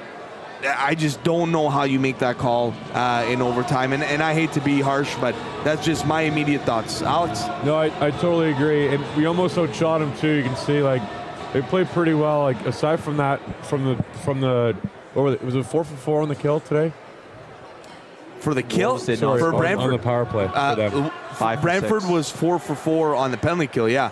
They were 5 for 6 on the power play. Yeah, like, that's just too much. Like, at a certain point, you got to stop that, but you also got to, it's another penalty that you're taking in the middle of the ice, like we talked about after that last intermission, which is tough. And you see Barnes, he kept his cool, and everyone in the building kind of was frustrated with that. Heartbreaking way to end it. That's all you got to say. It's a tough one. It's a tough one sitting here with the fellas. Obviously, we're invested here in the Wolves. We're into it, but yeah, it's tough. You guys, sorry, I did cut you off there. No, I was just going to say, overall, just a great hockey game. It was a fun awesome one to be at. Come out Thursday, but I was going to ask you, Chim, keys to coming back in this series now, down 3-0. Well, listen, 2-1 is a different story than 3-0. I think you just got to put your best foot forward and try to put your best effort once again. I don't know how you match. They played so well today. I've never seen a team deserve to win more, and just, when you have a team that deep and you go to the penalty box that much, that's just what happens. But I haven't seen a team deserve to win one and lose like that in a long time. Well, maybe actually Canada in the Olympics, but nonetheless, World Series. Yeah, World Series too. It's just, it's been a tough year. One for Italy, everything. It's BTB, it's been World BTB Series. at the SPAD tournament. It's been a tough year here. But going back to what you asked, Mason, I think you got to dust the work boots off, and you got to come with your best effort on Game 4 night on Thursday. And I hope the crowd shows up. I think these guys put on a show tonight, and I think they worked hard. And if it was a team that folded and it was a 5-0 hockey game or a 5-2 hockey game, I totally understand the crowd not coming to watch on Thursday. But the effort that was put out there tonight, they're invested in Sudbury and this team, and they want to win. I don't know how you don't come and watch and support this team on Thursday night. Honestly, it's such a fun time being here watching this game, and it's fun when the crowd gets into it. You gotta love when especially being from Sudbury, right? When you come to the barn and it's packed on a Friday, there's nothing like it. So I think on Thursday it's going to be a lot busier crowd. They played really well. If they can kind of play a little more sound 5-on-5 and keep playing the same way they did with that intensity all the way in the second period, they're going to have success, and maybe even get back here for Game 6. Yeah. And when you're driving around Sudbury and you see, the boards up across the street, the new rinks coming, it's going to be cool. We only have so many hockey games and playoff games left in this barn. So you got to come live it up. So Thursday night. Yeah, I wouldn't even say, play more sound 5-on-5. I thought they're great 5-on-5. I think you just got to play more hockey 5-on-5, right? You spend 5 power plays, 5 penalty kills. Sorry, it's going to be difficult to win. Nonetheless, that call is going to haunt me, though. I'll be honest with you. I'm going to have a hard time sleeping tonight. But credit to Brantford. They capitalized on it. They stayed in the game. You could fold that 4-2 and say, hey, listen, we'll get them back at home. But they wanted to end this one here, and they did. So credit to Brantford. They're a solid hockey team. I mean, a great really hockey good club. team. Any parting thoughts here, Alex? I just feel bad for Mace. He had a goal to be in bed by 10 o'clock tonight. And not only did the Wolves lose, but he missed his bedtime. Fun hockey. There's nowhere else you want to be. And if you're out on Thursday night, get yourself downtown and watch some good hockey. It'll be a good game. Mason? Long weekend. Come out to the Wolves game on Thursday, and we got more motorized vehicles going out on the ice here. It's our cue to leave. So all I'm saying, if you're in town Thursday, you should be here. It'll be a great game. Yeah, totally agree. Last thing I think I'll mention is, just piggybacking off you guys, the Wolfers have definitely put their best foot forward. They're battling for the city. They're trying to show up here and put a good show on, and I think they absolutely did. It was an amazing hockey game, and I think we got to reciprocate that and pack it up here on Thursday for these players that have been working so hard. And that's going to do it here from the BTB live stage. The Wolves dropped this one in a heartbreaker, 6-5 in overtime to the Brantford Bulldogs. They're now down 3-0 in this series. We're back at home Thursday night, 7:05 puck drop. Get your tickets, pack the barn, and we'll see you then. Ciao.